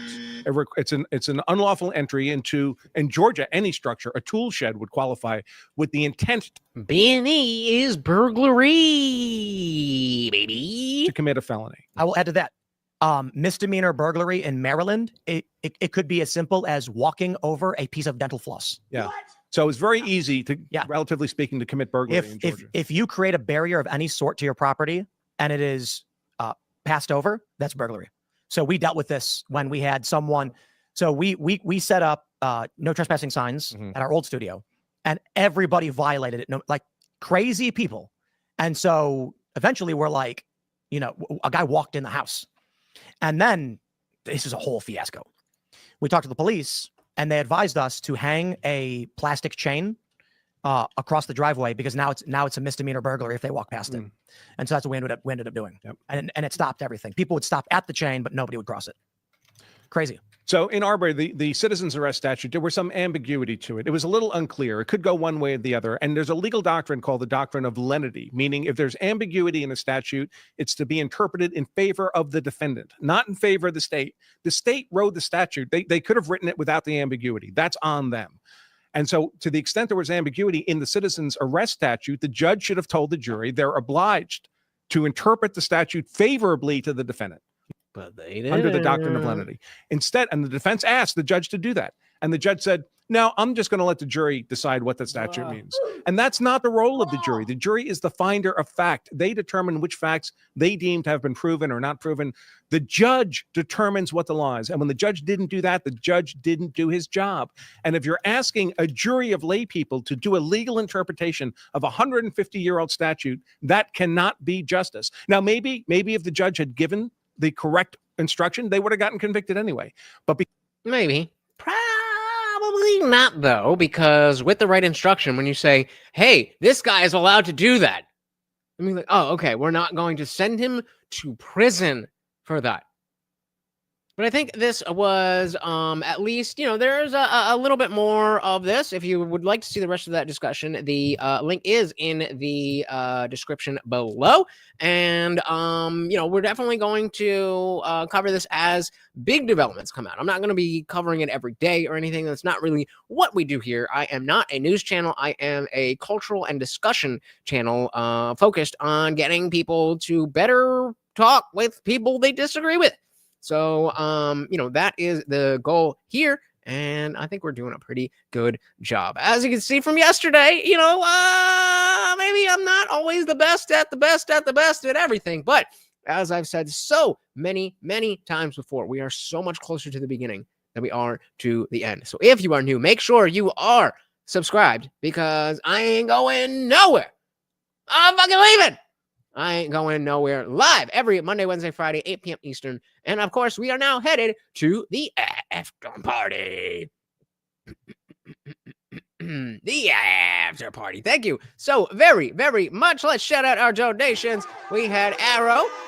We had Zabby, the SM Lee. The tickets came in with the $2. And then topping us off and stealing that sponsor spot, Arrow again. Thank you so very, very much, guys. I know that you could be spending your Friday night doing anything in the world, and yet you are here hanging out with me and the Overlord, guys. We appreciate it so very, very much. But again, the party is not over. Come through to the Discord, guys. It is free to join. It's free. And I'm building some real shit. So come on over and see it. Thank you once again, guys. This is Morty, and I have been your host, Lutch, a.k.a. the Indian Jesus, here to resurrect the second coming of common sense. Until next time, guys, we are out of here. Peace.